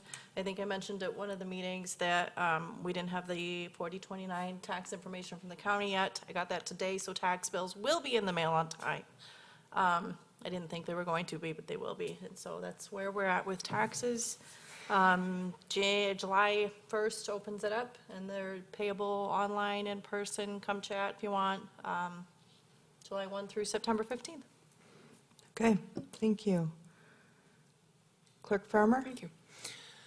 So my office is currently working on our biennial training for elections. Every 2 years, election workers must renew their training to continue working. And so we had our first training yesterday, and we'll have an all-day training tomorrow, and then over the next couple of weeks, we have quite a few planned to get all of our workers, our election day workers that work in the precinct, and our absentee counting board workers, including our receiving board workers, to get them all certified and ready to go for August and November. That's what we're working on. Cool. It's coming fast. It's going Yes, it fast. is. I think what I want to share before any short updates is that I absolutely feel you with the frustration of trying to get some action in Lansing. So I worked for a member of the House for, I don't know, 6 or 7 years, and getting bills passed is at times a Herculean effort. If anybody wants to talk to me about ideas I might have about other ways to come at changes in Lansing, I would be more than welcome to share my insights on the way that we would go about this. It will take a lot more than political will of a senator and a House member to change Public Act 233. And I know some of you have heard me say this before, but when these bills were in the House before they were passed in 2024, I contacted Senator McCann and at that time Representative Morris and asked them to vote no on what ultimately became Public Act 233, fully understanding the loss of local control and yet another major topic was going to have terrible implications. But if you want to talk to me about how you might strategize on going after change in Lansing around 233, if you don't know how to reach out to me, just call Township Hall and ask for my extension. Some of you know how to get me by email, or my contact information is on the website. And it can't be partisan. It's got to be bipartisan. And, you know, there's got to be a political, the signature gathering campaign, very, very good. Can't be a one-time deal. And so I do empathize with you really how frustrating that feels. I would hope for reform for 233. So maybe if we can't get the whole thing repealed completely, can we make some modifications to the bill that might be better than what we've been left with? So I just wanted to offer that up. One question that was posed a couple of times is, I want to clarify that I understand why the focus, your concern around the zoning for a project of this type in the rural residential area. All zoning types will be tested as a part of the process. I anticipate, I would expect, because if it doesn't happen at Planning Commission, I'm sure going to do it from here when their recommendation comes to the board. That means we will test industrial districts, IR1, IR2, rural residential, R1, R2, R3, like, you know, no one's pointed at any particular district and said, this is the best district for our ordinance. So that's what came out in the first couple of drafts, and I think that led to some of the concern, and I really do understand why.